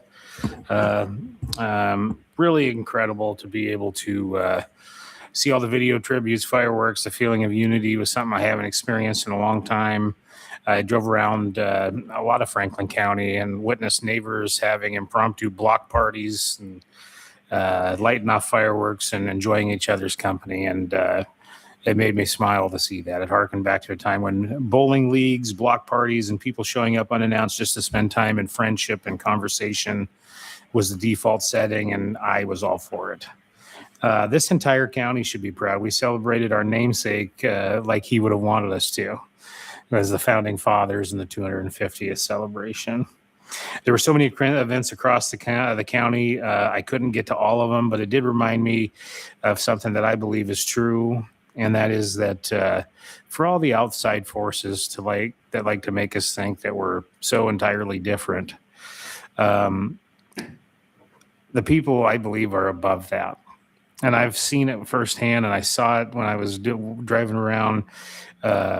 These people happen to be the people of Franklin County who go out of their way, volunteers, pull over by the side of the road when people have a flat tire. And so anyway, I just wanted to mention that it was really uplifting to see that. And again, I think it'd be so important if people would look at the way that we acted with civility in the past and maybe took less time on social media and media in general, and saw that we're so much alike. Because you know what I saw was people that were celebrating our country, having hot dogs and hamburgers and apple pies, and it was a great time. Just wanted to put that in there as thought it was worthwhile to mention. Met with Teresa Alvarez and Jen Herrera to look at the next couple of weeks. As you gentlemen know, that I will be on vacation for the next couple of weeks. So anything in the next 2 weeks that happens, it will be impossible to be my fault. It can't be. Thank you for that clarification. Appreciate the clarification. I just wanted to give that clear. That's going to be an impossibility. I'm very thankful for Ms. Alvarez and Ms. Herrera. I have no worries at all that they'll be able to do that. And also wanted to thank Council Briggs. You remember that time when the commissioners didn't vote on anything or do anything, and at the very end, after they changed the entire meeting at the very last second, and then gave the guy who's speaking remote and total access over the entire county server. So maybe he's gonna just fiddle with things behind the scenes and say, "There was no way I was there to have done that." And considering that the Franklin County YouTube account and server got hacked on the 4th of July, kind of gives rise to the question, like, what was this guy doing since he had access to the server? Total access. These commissioners gave him the server. I would say he's probably number one, primary suspect number one right there. Of course, he's going to investigate him if he's the one in charge of the fucking server. So, but it's obvious. Spoke to Council Briggs about that, and I asked him, hey, if there's ever anything that gets to be questionable, and he's completely on top of it, and just wanted to say thank you for that. Spoke to Edgar Vega of Human Services. This will be part of your correspondence. He already lassoed us in a grant from the Department of Commerce. And so he's been doing a great job in standing up the department.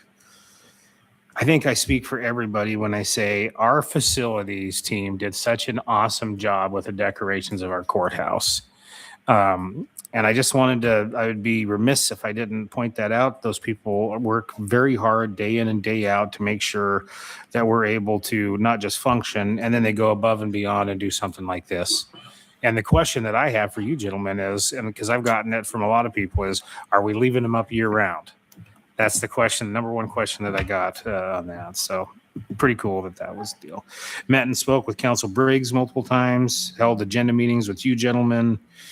And like I say, I got a couple more things to go over in correspondence, but for now, I'll end that as my report. And of course, if you have anything for me, just let me know. But you're going to want to make it quick because, like I say, I'm going to be taking off here for pretty soon.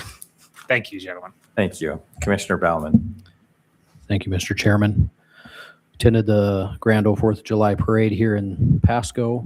Really enjoyed that and enjoyed celebrating the 250th anniversary of this great country, the greatest country that this earth has ever known. I'm thankful for God's blessing on this country this far. Met with the PA's office, had an agenda meeting with our administrator, met with our Building Planning and Economic Development Director, Mr. McCart, and his staff, went over some comp plan amendment information and kind of an informational meeting, and was thankful for all the hard work that they're doing. They are taking a very deep dive into that, and hats off to all of them and the hard work that they're doing. They are having a look from the first page to the last page, including the fine print, and appreciate the hard work that they're doing. Went to Pasco City Council and spoke in my official role as a county commissioner and thanked them for their what they're doing on behalf of the less restrictive access housing and essential public facilities, which that LRA housing falls under. That is under a moratorium in Pasco, and they are considering extending that moratorium for an additional 6 months so that they can further refine the efforts that they are going through to identify how that they will manage if one of those facilities were to ever come into our community. To describe LRA housing, that is a very mundane description to something that would be terrible for our community. That is for level 3 sexually violent predators to have access to our community as a place to live. They are currently housed on McNeil Island over on the west side in the Puget Sound on an island in a facility there. And that is the proper place for them, not within our community. To give you an example, the LRA house that was planned for that because of community pressure did not happen in Kennewick. It was planned for there to be 5 individuals in that house, level 3 sex offenders, and the statistics are on that they have a 78% recidivism rate. Statistically speaking, that means 4 of the 5 of those individuals would reoffend. Where they had it planned for Kennewick was within short walking distance of a public pool, daycare, schools, and that should not be within our community. The state has passed a law that makes it so that we cannot forbid it. There is ways to restrict it and have somewhat of a say and control about it, and the PASCO is working diligently to lay out what that is, and I spoke in support of the efforts that they are taking. And with that, Mr. Chairman, that's my report. All right, thank you, Commissioner Didier. Yes, so last week celebrated the 4th in Basin City, and the parade up at Basin City. And it has got extremely big. I was amazed at the amount of people that showed up for that. Have a request from the Columbia Basin Paper and Supply, who supplies our calendars for our offices, that we leave up those decorations on the courthouse until November 11th, which is Veterans Day. And I think that would be a great call to leave those up for the veterans that serve this country until Veterans Day. I think it would be unduly to do it year round because it would lose its significance. But if we leave them up till Veterans Day, it's showing we're honoring our vets. So I think that'd be the proper place. Jeremy Abers is having that event for veterans out in Benton City, and it's July 18th from 2 to 8. He's looking for donations of brisket meat to feed the veterans that show up. I'm going to give out his phone number, and I hope that people will call to offer up that, of which I'm going to donate one myself, but anticipating a lot of veterans to show up to help. John Penny will be there to help them get signed up. And if veterans, one thing about it is if they don't get signed up right the first time, they don't get a second chance. And they go serve our country. They put their life on the line. And we can't give them help to fill out this paperwork. That's why we've hired a VSO officer to make sure they get their paperwork filled out right, because they won't get a second chance. And they give us all the second chance by serving this great country. The fuck are you talking I talked about? to Edgar Varga at Human Services, and I told him about it, and he's already been in touch and working on it. But his number, Jeremy's number, is 509-438-2365. I would encourage you to reach out to him. If you know any veterans, tell them about this event, and get him some veterans out there that need help. We want our veterans that need help to get help. We have $695,000 in our veterans account. Are We're we not sure supposed to about have under that? 3 years, and we got well over 4, if not 5 years in there. Wow. So please help Pay the my- veterans pay that need my help get help. taxes. His number again is 509-438-2365. Thank you. Thank you. So this last week, I did have the opportunity to visit the St. Paul Rodeo. What a bunch of dumb fucks. It's a 4th of July rodeo that goes over 5 days. It's a town of 400 people that They're has so fucking seating for over useless. 10,000. And they sell out every single seat, every single year, every single show, which is 2 on the 4th. And the patriotism there and the fact that they say prayer before they start the rodeo each night, it's a great event and shows that strength you can have in a community of that size of 400 people to bring in over 30,000 people for that rodeo. And I just want to take the opportunity to say that, we live in this great country that we're free to Not pay your taxes.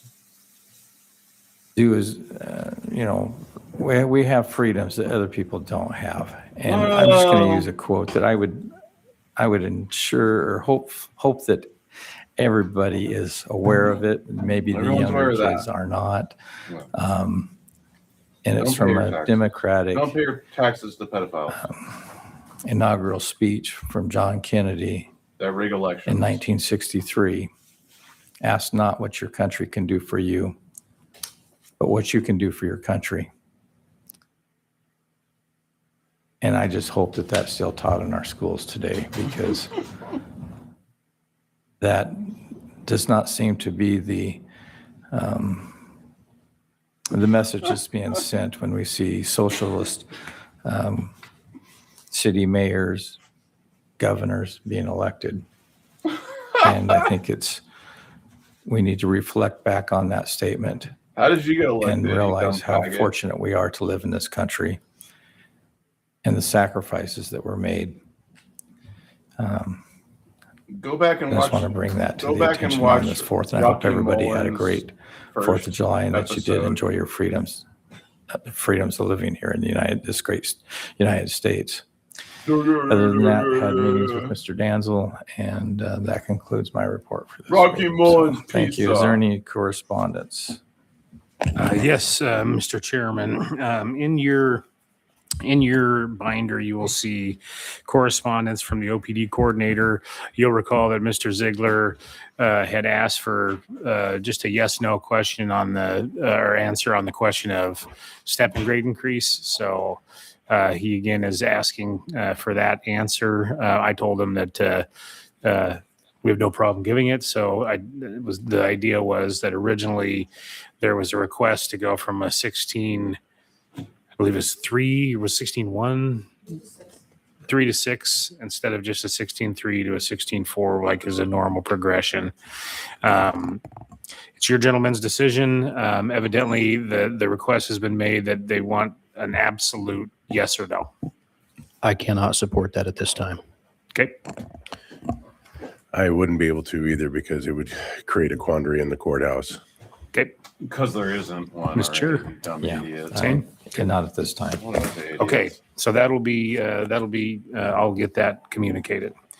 The next thing that I have for you is I have a grant award from the Department of Commerce, and this is what I was talking about earlier that Edgar Vega had secured for us. I'm going to take one and I'll pass it down the line there, but it's from the Department of Commerce for Human Services.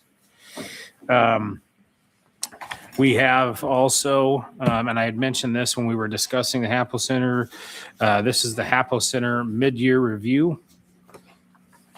I wanted to pass that down. It's got information about the events that they're having and some of the successes and some of what they're looking forward to in the future.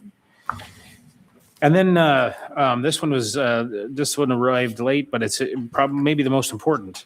This is a letter that I got from our planning, building and economic development director, who attends our Eastern Washington Council of Governments meetings for us. This is a letter of support signing on to Congressman Baumgartner's Farm Bill amendment, which would direct the Department of Agriculture to include both the funding and also the resources to finish the Columbia Basin project. And so I'm sure you gentlemen would be excited about signing on to that letter of support. And here is that letter of support. And then behind it, when I hand it to you, it's the letters and where they go and kind of a little bit of a background on it. But that's really as simple as it gets, is that it's a bill that would, or an amendment to the Farm Bill that would allow for the completion of the Columbia Basin project, which was promised as a note of history by the Franklin Delano Roosevelt administration.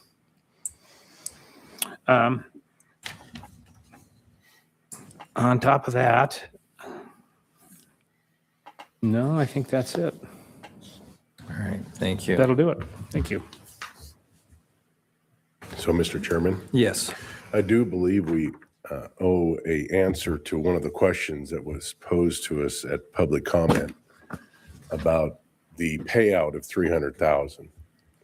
Mr. Briggs, would you like to inform the public of why we had to pay out 300,000? Holy Jesus. Please. Because we're all being blackmailed. Sure. Say that. So there was a settlement in it was an employment grievance in the sheriff's office. We settled that matter. All those records are public, so the public can request those and make their own determinations on what they are. And it was related to Deputy Quantrell, who's terminated by the sheriff's office and then filed a grievance through PERC, the Public Employee Relations Commission. One more thing, Mr. Chair. Yes. And I'm so sorry to jump in like this. I just have to remind that we've got 26 minutes to get you down to 3rd Avenue.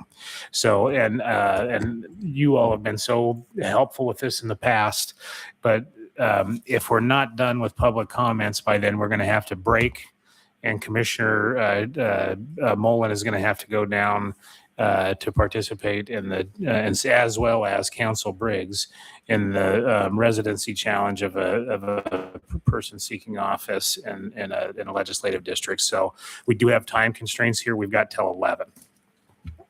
So that was going to be my next question. Is there going to be a need for an executive session today? Sounds like you're rushing along so that. Oh yeah, we don't have a meeting. It'd probably take you. Actually, there's a separation of powers and No closed session either. We're good on closed and executive. It'll have to be later. Yeah, I don't know how we'll do that. Okay. Would it be appropriate to amend our agenda why don't and you move for just take public comment? So keep that in mind. Not No, probably because we not still have adjourned. Public comment. Yeah. Yeah. Recess. But we still have some time. Can we squeeze it into 15 minutes? No, we Closed don't session? know. We Is don't that what you're know. asking? All of it. The closed session, we won't be able to make it time-wise because we average about 40 minutes in public comments. Okay. And then we're gonna, if we have to have closed session, that's gonna be at least probably 15 minutes, 20 minutes. So we're already an hour out, so that'd be a half hour late. What I think that we ought to do is begin with the public comments, ask the people, maybe ask a favor of like, if you don't want to get up and you Just let feel the like people you've speak. made your voice heard, great. Well, What a this isn't retard. a deplatforming of any kind, shape, or form. It's a legitimate issue that we have to get our chairman and other interested parties to. So my recommendation would be to either take some public comments now and then break no later than 10:40 to give you the time to be able to get down there and meet with the other canvassing board members to review what you've got to review. Same with Council Briggs. And then come back after you're done and then finish out public comments and a closed session. All right. That work for you, gentlemen? Yes. All right, that's what I would recommend. So it's 10:27 now. I would say we got 13 minutes of public comments and then we'll get back to it if we need to at the end. Thank you. Is there anybody in the room for public comment?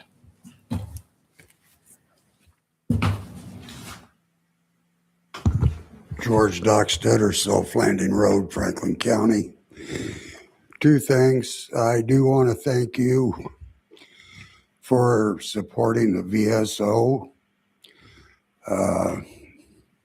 They made all the difference to me, and I appreciate it. The other thing is the 09 funds that you're using to prop up HAPO. I'm fine on capital improvements, but just to throw money into a pothole that never gets fixed is getting tiresome for the county residents. 30-some years we've been feeding that machine and we've got nothing for it.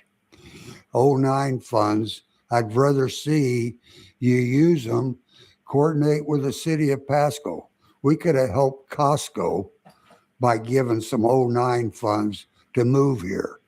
The average Costco store is almost 900,000 of sales a day, with 60% of that as taxable income or sales that would have been generated for our city and county. And the city, as far as I'm concerned, wasted all that time and not coming around asking what we could do to get something like that in here. We need a retail base. I'd rather see you spend the 09 funds in tax relief or whatever it takes that's possible to bring in retail businesses in our county. We need the sales tax income, and we need the property tax evaluation would be tremendous. So thank you for your time. Thank you. Anyone else for public comment? Brian Thornhill. So I'll be back, but I just want to say thank you for reaching out to me, Mr. Mullen, this morning. Thank you. Thank you.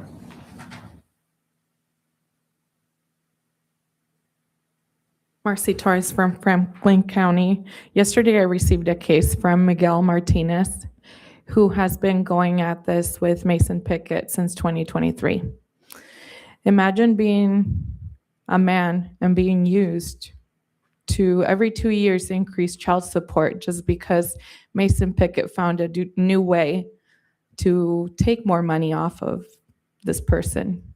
Now he's intending to get into his retirement after they've already drained him financially. And Mason Pickett works with doctors who will sign disability letters so that his clients can claim to be disabled so they can take more money.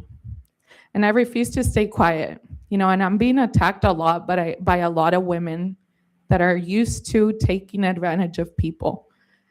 I didn't get any child support for my son for over 5 years. I took care of him on my own. Until finally the state got involved and they were like, you have a child support order. He should be helping you. He was supposed to pay $210, was refusing to pay them. But I'm not okay with women, or men for that matter, using one another and draining each other's finances out of spite. So I'm going to be showing up to the hearing against Mason Pickett. But I need you guys to be aware that there are doctors that are issuing letters, fraudulent letters, and claiming people being disabled. The scary part. And I will get to the bottom of this. This is not going to be okay, and it's not going to continue to fly.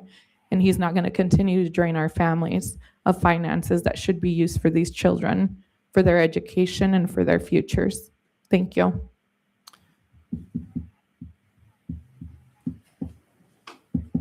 Hello, Commissioners. Kat Espinda, two-tier takedown. I'm going to continue reading this letter from Nate Snow. That was and it was done under a report by Denise Brockman with Kids at Heart. I do not think it's fair at all that you did this just to send me back to my abuser, my mom. It isn't fair that you have made me live this nightmare, sending me back to my abuser, my mom. It is cluttered at my mom's house. She starves me there. There's chemicals all over the house, bug bombs. She touches my private parts. Every day, she uses cream as an excuse to rub my pee-pee to the point where my pee-pee was bleeding and hurt and got infections. My abuser, my mom, only allowed one meal a day, a mac and cheese or a ham sandwich, to the point where I was starving. So much stopped feeling hungry. For 3 years, I didn't gain weight when I was with my abuser, my mom, until I got to be with my dad more because he made me eat. He made me like food again. My abuser, my mom, sleeps in my bed with me every night. My abuser, my mom, gave me sleeping pills every night. My abuser, my mom, starves me. When she yells, my abuser, my mom, is mean. She has no heart inside. My abuser, my mom, hits me when I want to eat. When she gets mad, she hits me. My abuser, my mom, hits me in the face when I ask for food. I get afraid of my abuser, my mom. I ask for food, she gets hungry. She yells at me and she hits me. I worry about it, that my abuser, my mom, will get to keep me. This was written 3 years ago. It worries me just about the thought of it. We talk about helping veterans. There's an overfunding of an account.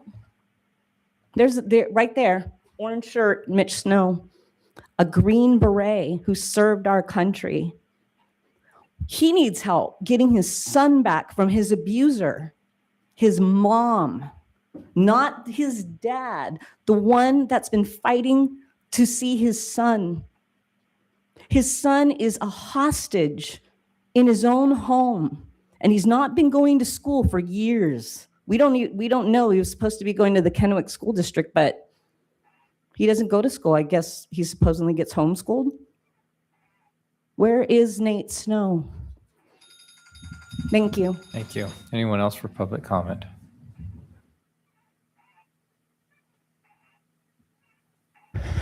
Aaron Derrick, Benton County. And just piggybacking off what we just heard, if that doesn't rattle you to your core, I don't know what to say to you. I mean, I keep coming up here and I use the word evil, and I don't use that word hyperbole. What these family court judges are doing is reprehensible. It takes a black, evil heart or no heart at all to do this, to monetize tearing families apart, giving these children to known predators. It's disgusting. It's evil. And they've got so many tactics: disregarding the truth, gag orders, telling the dad he can't talk about his own son. I don't know how they get away with this, but it's going to stop. And this is why court watching is so important. We are very limited in the ways that we can hold these bad actors in robes accountable. But when you're in that courtroom and you're documenting their every decision, their every move, then they're on their best behavior. And that's why I hope we see more of it. And again, where is Nate Snow? We need answers. Thank you. Anybody else for public comment? Very quickly, as we continue to hear these stories, I see a pattern that fits our Washington state government, which is not constitutional. If they're making laws where there is no due process upheld and they make the judges do that, I just read the oath, they support the Constitution. I want to know where that oath came from. That is a bond issue. We don't support it, we uphold it. This is not a corporation. The state is a governed state. So this is actually very, very bad if all of this is true and it comes together in a sense. And that is where our local legislators can start pushing our legislators at the state to do their due diligence, figure this out, call for an RCW 44.16, which is an investigative legislative inquiry. Oh, no, we can't because our senior leader won't. Gentlemen, we need to understand our Constitution to understand what a republic, a representative form of government is. That is our supreme law of the land. And as far as what Mr. Dockstetter said with the city, I think the city needs an audit, a deep audit. We have 2 or 3 businessmen that are councilmen, and then we have the manager. And I think those businessmen need to do a deep dive, look where they can make it lean, take cuts. They got a gal that's doing the streets for what, $250,000, $280,000, asking for a 4% increase. Does that woman serve me? No. They need to get out control of this. The other thing they do not have is code enforcement. They have 2 people. I have goats, chickens loose on my street in Court Street, and then dogs being hit and killed from one family who probably didn't do a proper permit to hook up to a sewer system. And nothing's done. There needs to be harsh code enforcement so that there's revenue coming in and people are getting the notice that to live in Pasco is as a privilege and a responsibility to our neighbors. I myself have gone and talked to this family multiple times in kindness and gentleness. I know that you don't think I'm maybe capable of that, but I really am. Once I get to this point, I've done it probably 20 times. They let their water run out the end of their hose and just leave it running for hours. It seeps over the property into my kids' brand new house, onto their foundation. The city needs to do an audit, a deep audit, and get lean and mean and get proper. I can't get anybody to answer the phone over there. And furthermore, they're starting to renege on the support for their left one. They promised they would help pay those bills. Now they're nitpicking every single thing, and I know that because my husband is on the board. 31 years. Who's going to help him pay his bills after Ferguson took our retirement?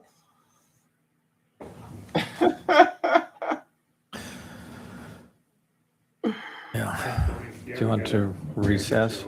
Or do you want to recess, or do you want Mr. Baumann to take over the meeting? That would be up to Commissioner, but I know that we were without legal counsel as well.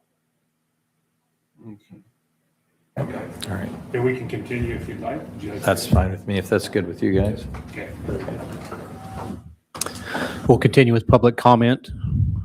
If you have public comment, please come to the mic and you would have 3 minutes. Mitch Snow, Pasco. I just want to clarify.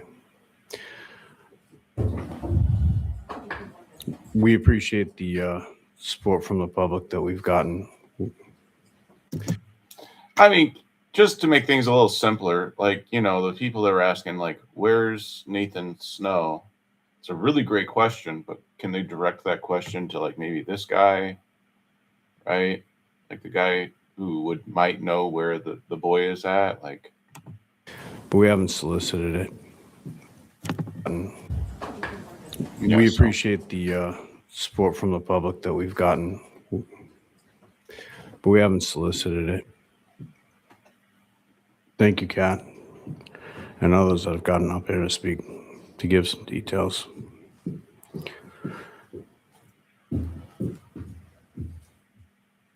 What we've been trying to describe to you all is we've got a serious problem in our courts, an extreme immaturity and a lack of integrity. We have criminals that are on the bench.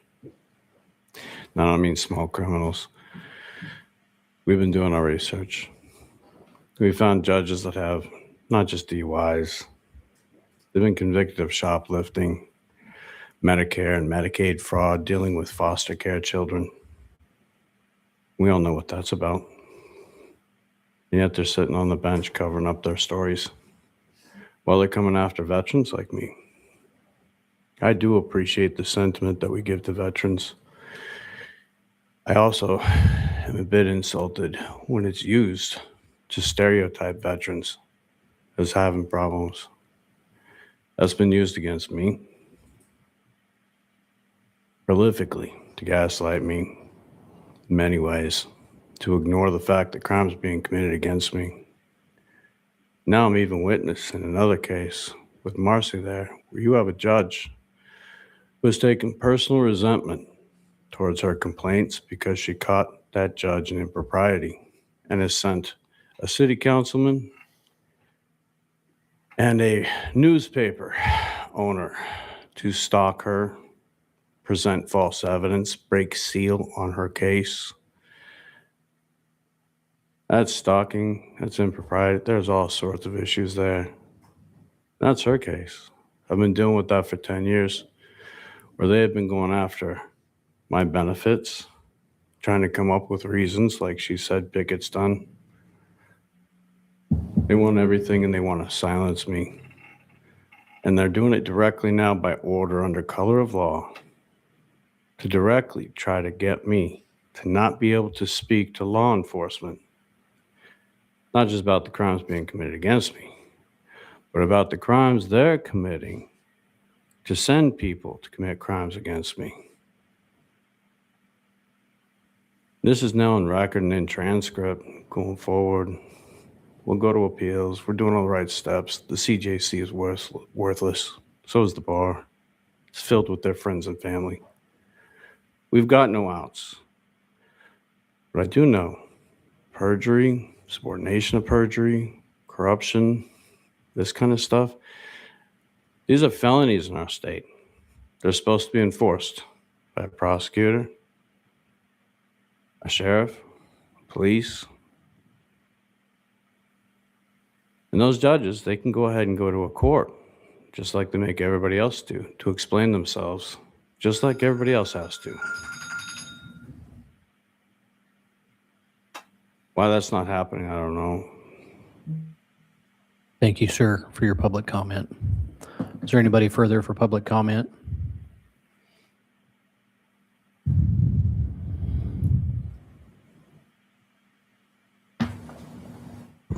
My name is Melissa Good, and I'm a member of this community. And I'm only here just because I want to create awareness for parents and families about what really goes on in our schools and our community, unfortunately. So I'll continue on. My daughter's father and I went down and spoke with the administration at the school the following morning after this violent incident occurred in the parking lot. And we were made aware, like I had already stated, there was gang affiliation involved with these two students. Now, my daughter is, she's an honors student, never in any trouble, either at school or outside of the school, great kid by all accounts. And here you've got these two bullies, these troublemakers that have figured out that due to their race and sexual orientation, evidently, that they can now utilize laws that were put in place to protect people from undue discrimination to their own benefit. Basically warping it and gaining benefit to act like little criminals in school and be bullies and instigate and commit physical assaults that are completely uncalled for. I asked the administration, what's the beef? What's the situation? What did something happen with my daughter? Oh no, these kids are just bullies. One of them did state that she clicked her pen in class, and that was irritating. That's the big beef for committing verbal assault that led to another individual's physical assault who defended her. So we're then told by administration, you might want to consider transferring your daughter out to another school for her safety. And I said, well, what about her right to attend school in peace and safety, and her right, her basic fundamental right to just get an education in public school without having to fear for her safety? That doesn't matter. That doesn't matter at all, evidently. Nope, these kids are in a privileged class. So there's nothing we can do. Our hands are tied. We're so sorry. Thank you for your comments. Is there anybody further in the room for public comments?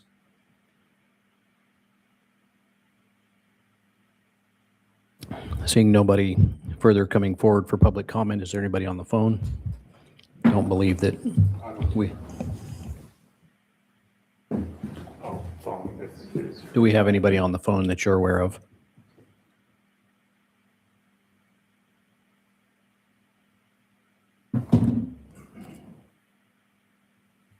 Thank you. We'll close public comment. Excuse me. I don't believe we have need for executive session. No need for executive session. Is there any other business for the good of this county?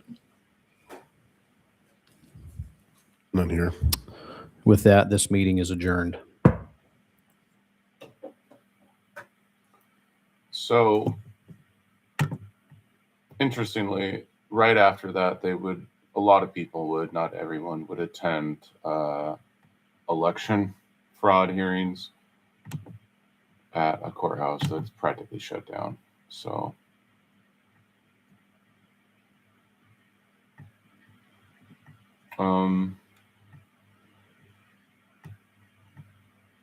yeah, anyways, pretty interesting stuff. Yeah, I mean,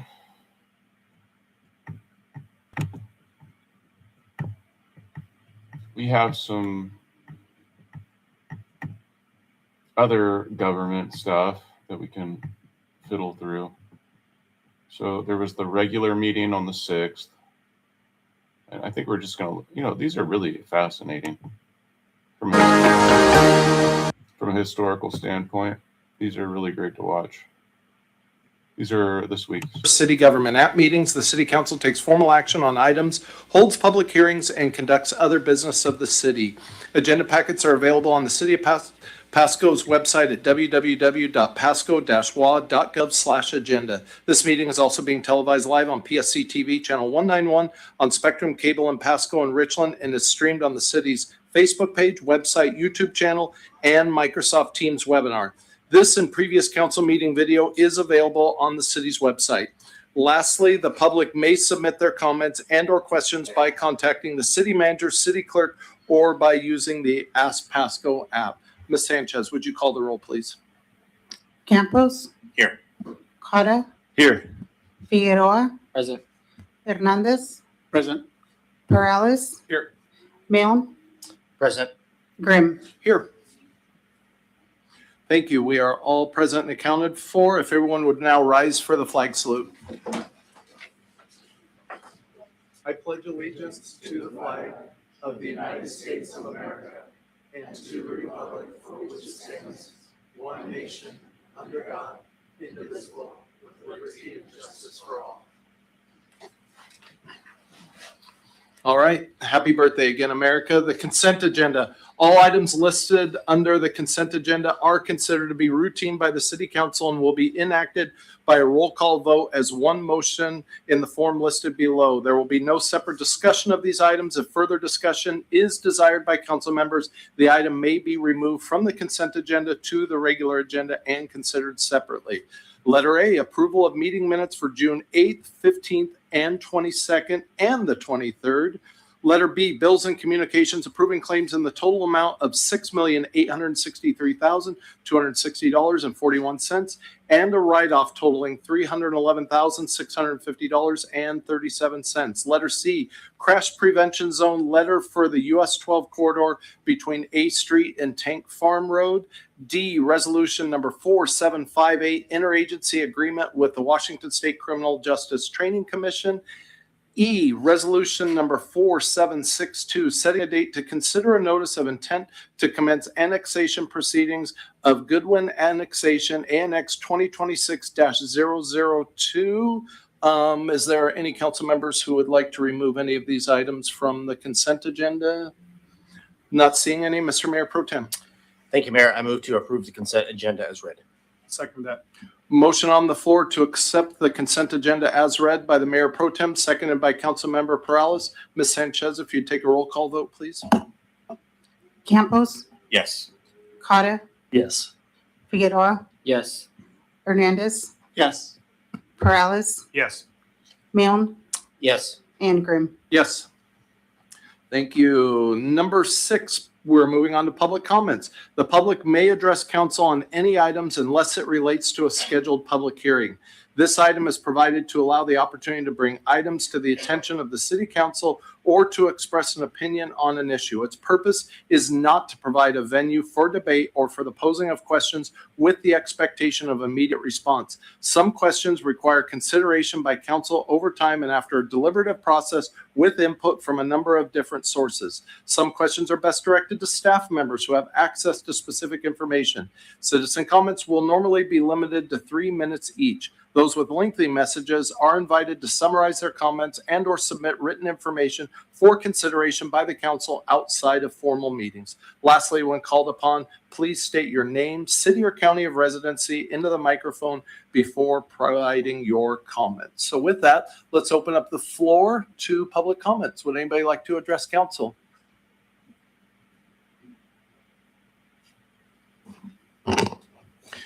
Good evening. My name is Ken Poletsky. I'm a local real estate, I better put this back on, real estate broker, investor, property owner. I also own several short-term rentals in Kennewick and West Richland. And so I'm glad to be here tonight because I do speak firsthand on how to operate these businesses and be responsible for these types of properties. First, I'd like to thank the council on bringing this ordinance on short-term rentals forward. It's been something I've been striving to have in Pasco for quite some time as I own rental properties here already. I appreciate the work that's gone in recognizing short-term rentals are an important part of property rights. and also protecting neighborhoods. I support having a reasonable framework that promotes safety and accountability. First, I have a few things that I would like to ask the council and maybe get some direction on. And my comments are going to be hopefully improving some of the areas that I believe the ordinance is already addressed, but maybe making it more clear and more equitable. First, the question I would have is on the business license requirement in the short-term rentals aspect.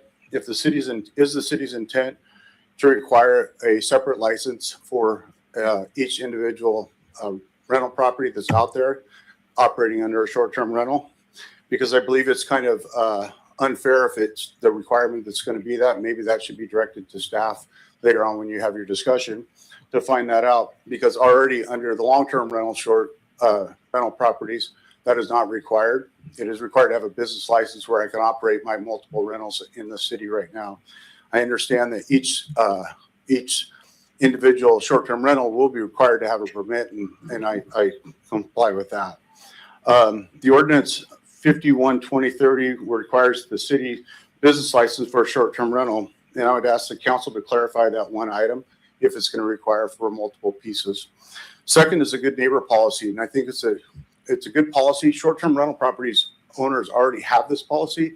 We keep it in our rental properties so that we can comply with the neighborhood and make sure our tenants and guests that are sitting there comply with what is already existing.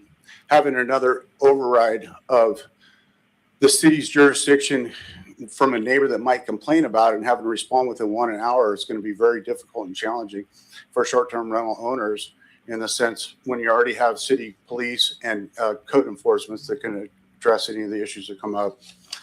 Lastly, is the inspection requirement. In the section 7, it requires to maintain a certificate of inspection for safety and wellness through the IBC code.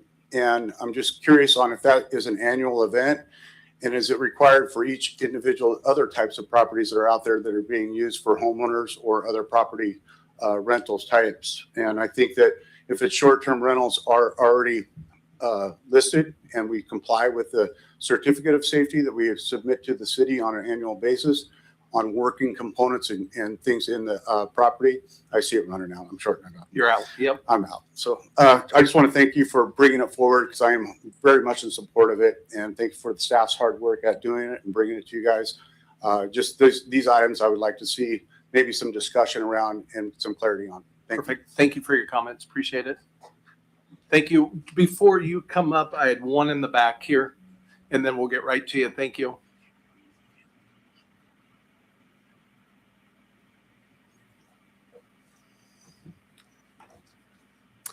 Bob Manchione, Franklin County. Good evening, Mayor Grimm and members of the council. Thank you for the opportunity to speak before you again this evening regarding tonight's vote on short-term rentals. We want to extend our gratitude to the many who have joined us here tonight, including the executive leadership teams of the Automotive Service Association, Berkshire Hathaway Home Services, Clean Sweep Tri-Cities, Community Real Estate Group, the executive director of Emmaus Counseling, Equipment Share, the Pasco Chamber, and Thorn Electric, as well as members of the faith community, our neighbors, friends, and supporters throughout the Columbia Basin. Thank you. Just 2 days ago, we celebrated our nation's 250th anniversary. Then the right people for the right reason at the right time came together, and great things happened. That principle is woven into our nation's founding. Ordinary people stood together, and together they accomplished the extraordinary. That same spirit for the good of the community inspired us to form the Columbia Basin STR Alliance. Built on advocacy, education, and service excellence, our hope is to help responsible operators exemplify stewardship in their homes, neighborhoods, and communities. With 24 years of combined hospitality, business, and marketing experience, we're glad to serve as a resource to help strengthen short-term rental operations. As I shared in April, cancer dramatically changed our family's future. It's by God's grace that I'm even able to stand here tonight. One of the tumors permanently damaged my spine, which prevents me from continuing to work full-time in the general contracting business our family has faithfully operated since 2009. While our faith remains strong, recognizing how blessed we still are, this reality has significantly changed my ability to provide for my family. That is why this ordinance means so much to us. While this decision deeply affects our family, we believe the framework before you will benefit many other responsible STR operators and the small businesses that serve them. Short-term rentals strengthen families, support local businesses, and shape a responsible future in Pasco. You've heard already from a real estate expert and others who will benefit eventually here. We'll talk about STRs this evening, including a wonderful special resident in Pasco who needs to rely on rental income. We'll speak after I'm done. Just as our nation was forged by ordinary people who came together in extraordinary ways, we believe this is one of those moments. Tonight, you'll have the opportunity to do something meaningful for families, small businesses, and the future of Pasco. Thank you for your thoughtful consideration of this. Yields. Name and city or county of Good residence for the evening, record, council. please. Thank you for letting us attend this evening and support Bob and his family. This factor that you're voting on this evening, this short-term rental, is a big help to him and his family because of an illness. Myself may be affected, and I wanted to add an aspect to this. My husband passed away in October. We own our home. He was a veteran. He was a Vietnam veteran, near 20-year retirement from the Air Force. However, when he passed, my finances took a big hit. Well, we have a home that we have for 47 years in Pasco. We've raised our family here. We love Pasco. My alternative that I am looking at is maybe a possibility of renting out my 6-bedroom home. The reason I would have to do that is because I have to have some sort of an income to sustain myself. Social Security isn't going to last that long. I am unable to work. I am disabled. I have a disability coming in. But if I can rent my home out on a short-term disability, on a short-term lease, excuse me, it would provide me with a steady income, and I would not have to sell my home and then have to worry about whether or not I can live the rest of my life on that set amount of money. So the factors that you're voting on this evening for rentals, short-term rentals, for Bob and his family, there's other aspects to it. If you look at people who are in a place where they can't afford to live, they have their homes and that's all they have. So I thank you for hearing me out, and I hope you find favor with us, and God bless you all, and have a wonderful evening. Ma'am, would you be so kind before you walk away? Would you state your name and city of residence for the record? And I'd also be honored to hear your husband's name and his dedication of his service and honor to his work for this country. My husband was Ted McKee. Thank you. He was a 20-year veteran in the Air Force. He was a veteran of Vietnam veteran. He loved Pasco. He loved the area. We retired in 1974, retired from the Air Force. And when we moved here, I said, we're not moving anymore. That's it. We're going to stay right where we are. And we've been in the same house on 19th Drive for 47 years. Thank you. And what was your name, ma'am? I'm sorry. Your name? My name Who is are you? Lynn. I apologize. I guess I should have done that. We want to know who you are too. Thank you so much. Actually, it's Mama Lynn. Okay. They call me that through Clean Sweep. Okay. Yeah. Thank you so much for sharing Thank tonight. you. Thank you. You have a blessed evening.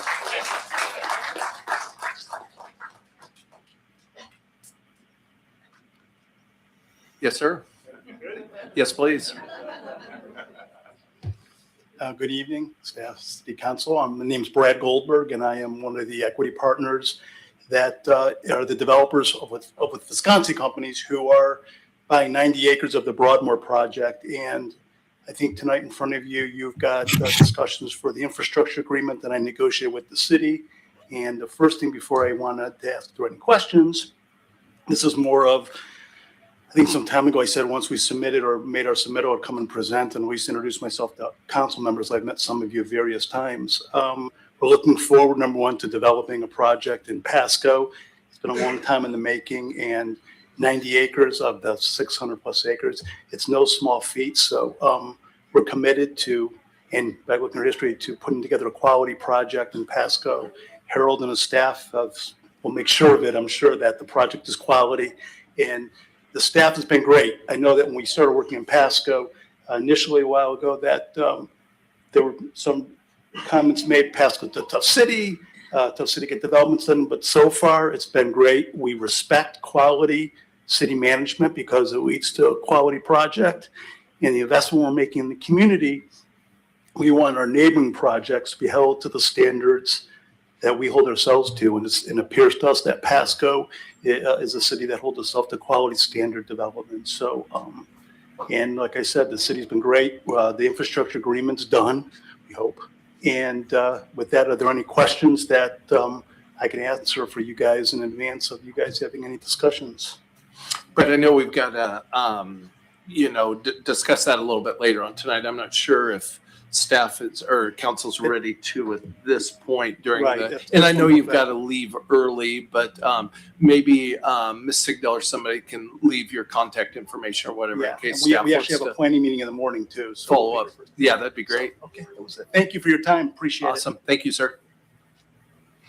Please step right up, sir. Just name and city or county of residence for the record. Rich Sexton. I live across the river in Kennewick. And I come in support of the Mangione family, but I wanted to speak briefly about short-term rentals. I've rented quite a few vacation homes, either for church groups or family groups, several different states, 3 different countries. And I've talked to owners about, what kind of problems do they have. And really what they tell me pretty consistently is that people that rent vacation homes are not there to create trouble, make noise, disrupt the neighborhood. And so there's a shared interest between the owners, the renters, and the platforms through which you rent in things going well, being good neighbors, not damaging the property or disrupting the neighborhood. And so I view the short-term rental ordinance as a good thing, and I would urge your support of it. Awesome. Thank you, sir. Okay. Appreciate you coming across the creek to make some comments tonight. Anybody else in the chamber? You coming up, young lady? Good evening, Mayor, Council members. My name is Caitlin Razzo. I'm from Pasco, and I'm a Gonna be it. Okay, sounds good. And it is 6 o'clock, so this is the time set for the July 8, 2026 hearing of the City of Pasco Land Use Hearing Examiner. I'll call this meeting to order. My name is Jay Eyestone. I have been appointed by the City of Pasco to render decisions in certain land use issues as authorized by the municipal code. The hearing examiner holds public hearings to receive evidence on the merits of various land use proposals, including special use permits. We have one of those on our agenda this evening. I consider the evidence presented in the hearing and other written evidence on file to formulate a decision.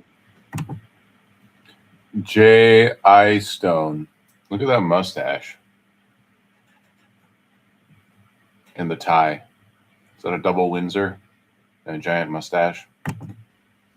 The public hearing process is governed by certain rules, which I do have to follow. And nevertheless, I'll strive to conduct the hearing in a relaxed and informal manner. It's one hell of a mustache. Following this order of proceedings. First, we'll have a presentation from planning department staff. That'll be followed by the applicant's opportunity to present evidence and testimony. The applicant carries the burden of proof to show that their proposal complies with applicable law. After applicant's presentation, there will be an opportunity for members of the general public who wish to give testimony. Comments either for or against this proposal are welcome. That'll be followed. If there's any testimony opposed to the proposal, I may give the applicant an opportunity for some rebuttal if that seems appropriate. If you're testifying this evening, please remember to speak clearly into the microphone that's provided at the podium so that your testimony is captured on our audio record. At the beginning of your testimony, I'll have you state your name and mailing address so that we can make sure to give appropriate notices to interested parties. As you testify, please keep your evidence as clear and succinct as possible. Keep your testimony relevant to the application without straying into issues that are beyond the scope of the proposal. Try not to duplicate information that has already been presented. And written evidence is always encouraged. I may keep the evidentiary record open at the conclusion of today's hearing if the evidence we hear this evening suggests that there's a reason to ask for additional written evidence, documents, things like that. But that is generally not the case. I expect the evidentiary record will close at today's hearing, and when the evidentiary record does close, I commit to make a decision in writing within the following 10 working days. If you're attending in person, please sign in on the attendance roster that should be near the entrance to the hearing room. It helps us keep a record of these proceedings. As a courtesy to other participants, please turn off cell phones and other electronic communication equipment that you might have. Turn them off or silence them so as not to disrupt the meeting. And after my decision is issued, unless there's a request for reconsideration, the hearing examiner's decision is final and conclusive, unless appealed by means of a land use petition to the Franklin County Superior Court that must be filed within 21 days after issuance of the decision. I reviewed the item on today's agenda. We only have one, and I don't have any interest in the property or the proposal that's being heard this evening. Outside of the staff report and its attachments, I have not received any communication regarding any matter being heard today. And accordingly, I'll be able to hear and consider all that matter in a fair and objective manner. But that, said, if there's anybody in attendance who objects, who disagrees and objects to my participation as a hearing examiner, now would be the time to please come forward, state the basis for your objection. Is there anyone who would like to do so? Okay, it doesn't look like it. We will turn now to the actual proposal on our agenda. So that's special permit or SP 2026-006. I think the first thing I'm going to do is identify the written evidence that I've already received. So I was provided a hearing packet. Page 1 is the agenda. And then page 2 begins the staff report for this proposal. And then in total, it's 34 pages. I intend to receive that whole packet as written evidence, and I'm going to identify the parts of it as follows. So first, the staff report I will refer to as Exhibit 1. Next, the application materials I will refer to as a group as Exhibit 2. And that includes the application, the narrative or cover letter that was attached to the application, the driveway relocation and street widening settlement agreement, and then a collection of site plans. So those will all be considered Exhibit 2 together. Exhibit 3, the determination of non-significance. Exhibit 4, public noticing documents. Yeah, that this include an government's not affidavit of significant. mailing and an affidavit of publication. Exhibit 5 is All a right, collection is of there three maps, anything a vicinity that's map, actually zoning map, and land useful? use map under the comprehensive plan. And then exhibit. Hello and good evening. My motion was submitted by Stephen Colbert, the landowner. The application is for the development of a contractor's plant. It's the lot, 2 lots adjacent to the subject lot to the east. A little history about us. We started the business 28 years ago. Can I stop you there for a second? Yeah. So I got your name, and is that business address what you want to use as a mailing address for this? 3905 East 8th Street. Yes. Oh, perfect. Would you raise your right hand for me, sir? You bet. Do you swear or affirm under penalty of perjury that your testimony in this proceeding shall be the truth? I do. Okay, thank you. All right, go ahead and tell me what you were launching into there. Okay. So we own the business that is adjacent to this property to the east. We obtained a special use permit for the 2 lots in 2012. And we're just really looking to expand what we have going on right now. In the years that we've been on the property, we've had no complaints from the neighbors or the city. We've never had any warnings or any citations to speak of. We went above and beyond the requirements of the special use permit, which we intend to this go around as well. We believe in being good neighbors. In fact, when we do our pre-employment orientation, we walk around the yard and I literally point to the houses and I say to people, really basically, people live in those houses. You know, we're contractors. We can be loud and disrespectful if we're not careful. So we explain the importance of being respectful to our neighbors, and it just works out pretty good. So it's really about all I have to say. All right. I think that not having any complaints from your neighbors during the time that you've operated there says a lot, actually, sir. So I commend you for the kind of training that you give your employees as well. That sounds great. I'll clarify just a couple of things. So it looked like on the application, you're only planning to use this particular parcel for storing vehicles. What else would operations look like? Is there anything else? Essentially, we've got a block wall in front of the whole property. There'll be a gate off of A Street. Vehicles will be able to come in there and park. We may store some small equipment, tools, storage. Eventually, I guess our dream or goal is to build a small commercial building on that lot. At that point, we may do something else with the special use, but just something that kind of fits the neighborhood. That's kind of been our whole point the whole time. So It's for you, and you can take a seat. thank you.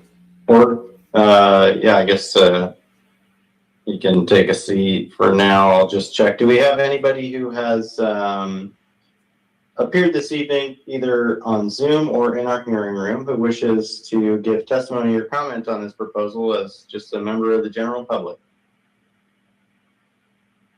There's no one else here, Mr. Examiner. And it does not look like we have any other participants on our Teams call. So it appears that no one has come to provide comment. I will not ask for any rebuttal, of course. And so with that, I will receive those 6 exhibits that I identified earlier. I'll take those and the testimony this evening under consideration. The evidentiary record will be closed, and I will make a decision in writing within the next 10 working days.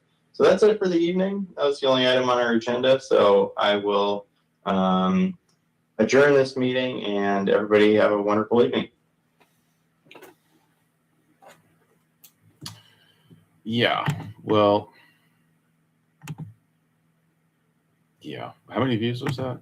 Gonna be it. 2 views. Okay, sounds good. Okay, they're probably me.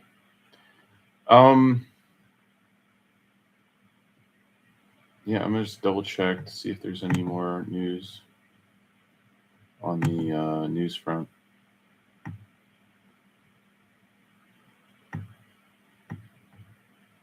Those, might as well just get all the messages in.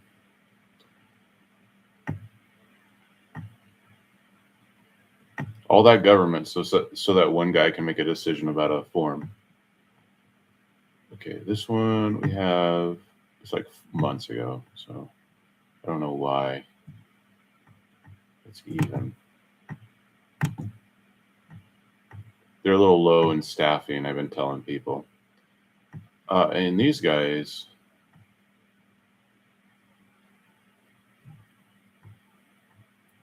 are unconstitutional, so fuck them to hell.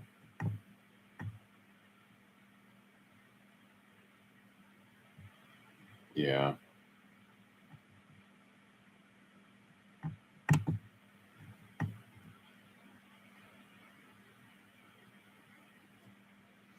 Yeah, all you gotta do is just make everything a crime.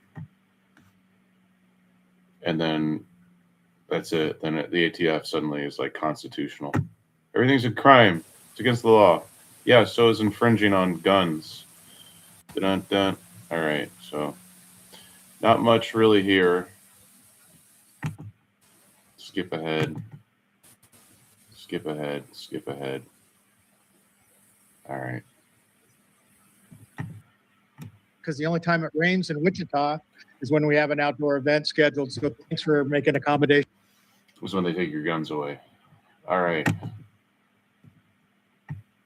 No, they don't take your guns away. They just take your guns away.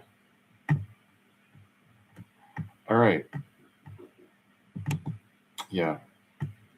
Really unconstitutional. So, not a lot going on. Just America bombing the shit out of Iran, which is great at this point.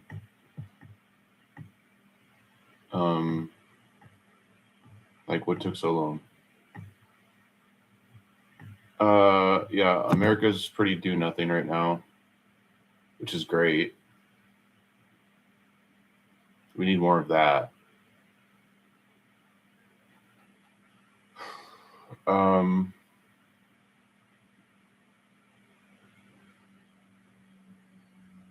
What else?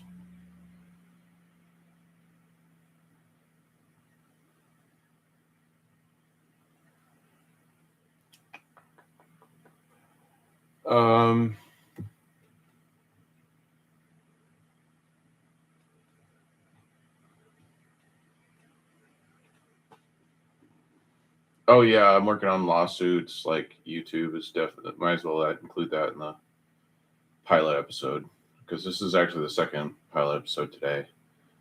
They took the first one down, so I was like, okay. Not that that's really part of the lawsuit, but certainly doesn't help them. Anyways, then, so yeah, I mean, I know a lot of people are like, oh, come on, dude. America's broke, so there's no way you're getting billions of dollars. And it's like, it's not how it works. In fact, we're going to probably strap tariffs on some of these countries that think we're best friends and all. So, but keep trying, guys. You know, you're doing really well for yourselves. It's really helping you. Oh, by the way, still celebrating America's independence. You know how? By not being in jail. Contrary to popular belief, it's going to be really hard to get rid of me. So I know some people are trying. They're not very good at it. Oh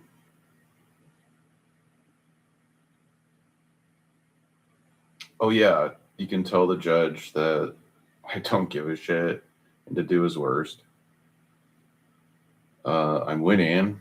Or I've already won. Oh yeah, I was supposed to say checkmate more now. Like checkmate. Why? Because it's over for you. That is obvious. Everywhere you tune in. If you haven't been tuning in and you're watching the news, you're like, what are you talking about? You must be new. It's like, no, you're new. New to YouTube? No, actually, I'm banned from YouTube. So far, so good. Under and over the radar. This is probably the first good episode so far. I'm sure someone's going to bitch about it, but go ahead, go for it. Send it to the whole world.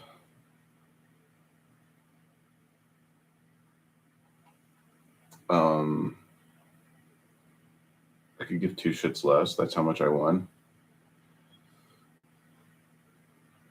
So what's the expression like? First, they laugh at you, then they fight you, then they ignore you, then you win, or something like that. Yeah, I'm just at the winning part. I don't know. So I figured I'd just do this as like a celebratory victory lap, like usual.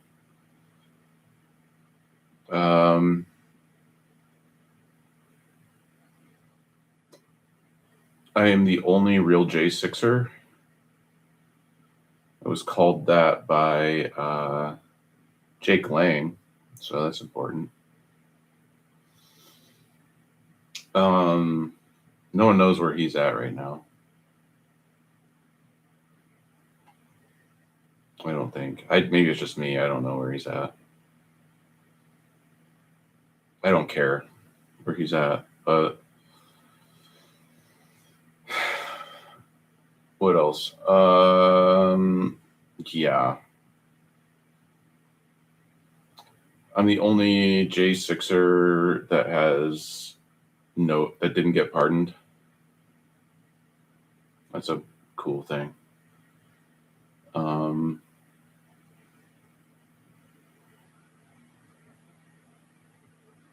What else can I say about how cool I am? God, it's just endless, really. Just endless. Like the equation I came up with in jail that solves into every single universal space dimension and beyond. I got universal space dimensions inside universal space dimensions. I did that in jail, from jail the whole. Like, no one's got shit on me. I'm the undisputed heavyweight champion, undefeated, of J6th. No one even wants to talk about J6th because of me.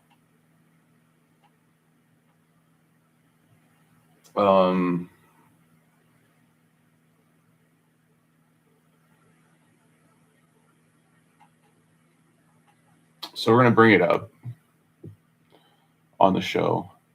How is the anti-weaponization? Let's look that up. Anti-weaponization fund.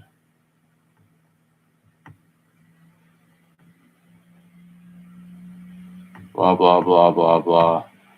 All right, how's it going, dipshits?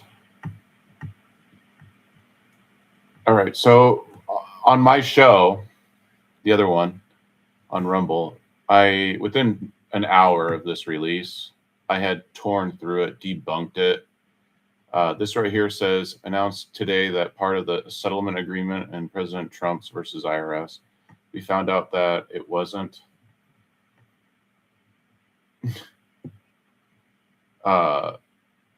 And no one authorized this.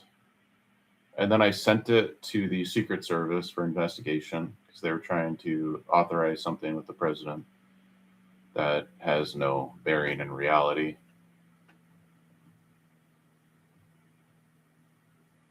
And then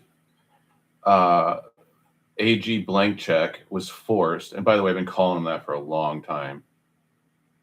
Before it was cool. I came up with that.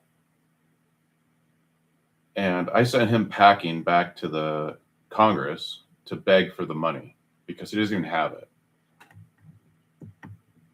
That was me. I did that. You're welcome. So that's where it's at. And it's never just it's dead in the water. But people still talking about it, apparently, like MSN. And, oh, look, a judge lets it proceed. That makes sense. Okay.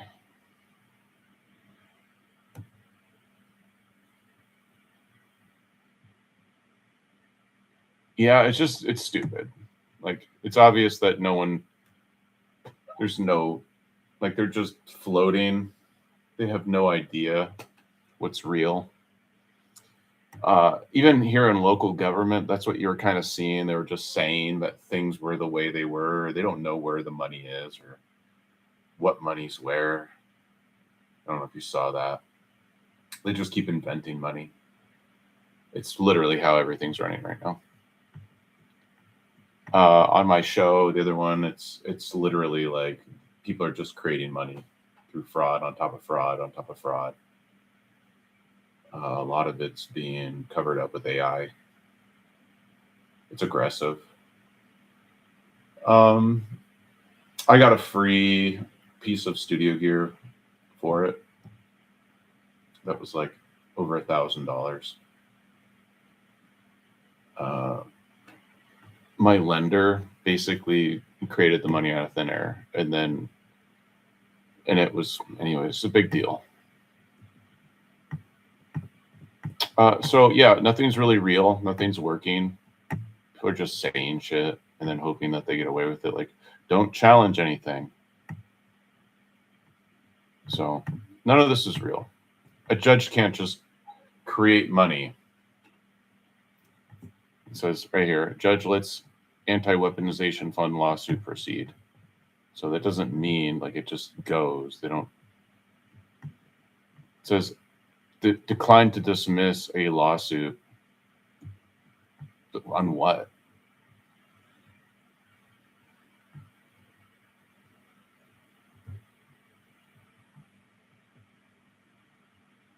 He has not withdrawn the memo.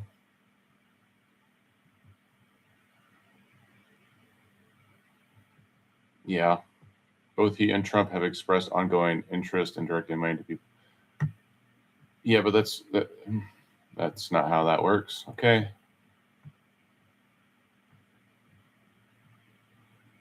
She wrote, those facts all support this conclusion that the case remains alive. That's not how that works either. See, that's another thing is the courts are failed. They're absolutely failed. So when people ask, why aren't you in jail yet? It's because the courts failed. You say that's a really bold claim. I'm saying I've been saying it for a lot of years, and it doesn't change the fact that I'm absolutely correcting that. It's really, I mean, they've always been shit. The government's always been shit, fake as shit and fuck. But the idea is that the courts have absolutely failed.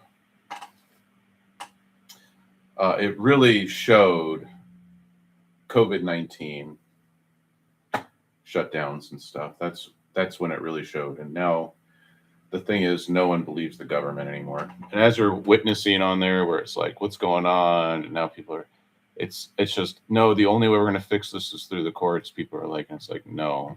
As you can see, this is not getting fixed anywhere. It's actually breaking. You're watching it further break.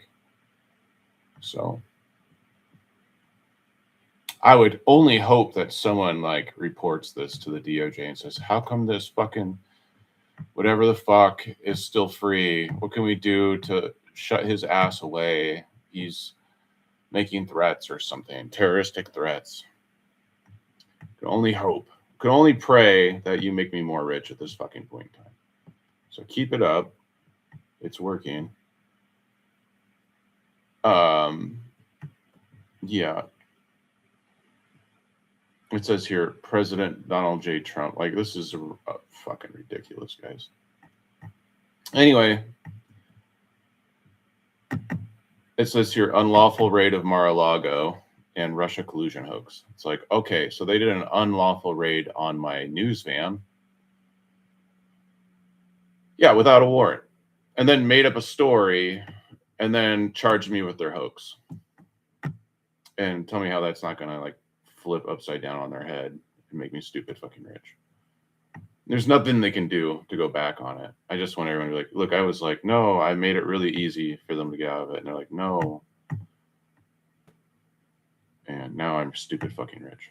Like, I sent back the day of 2 blank check with a bow on it saying, you fucked up. The day of 1.776 billion. Now think about that and think about why I'm not ill, you stupid commies. And you know the answer. So you're fucked. You're all fucked. You're fucked. So I really love this episode and saying that. And I don't know where to end it. I know that people are watching even though it says 0. That's so stupid. You can literally see you on this side over here.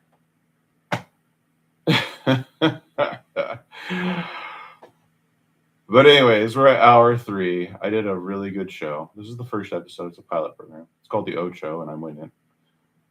I won it, and it's obvious. So,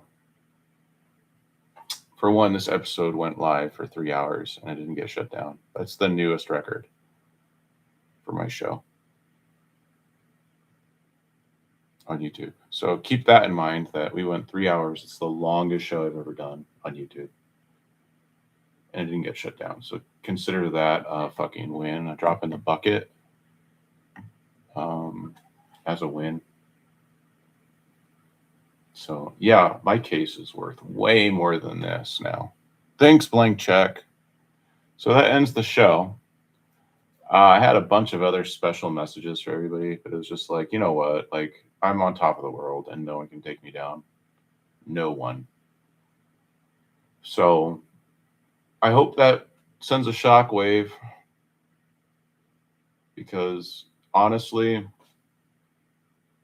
the worst you can do, I said, bring your worst.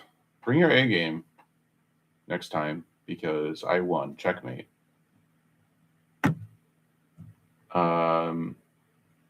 I took on the feds, the state, the local government. I fuck. And I didn't even break a sweat, really. It was easy. I solved an unsolved math physics problem. Like, get fucked. I won.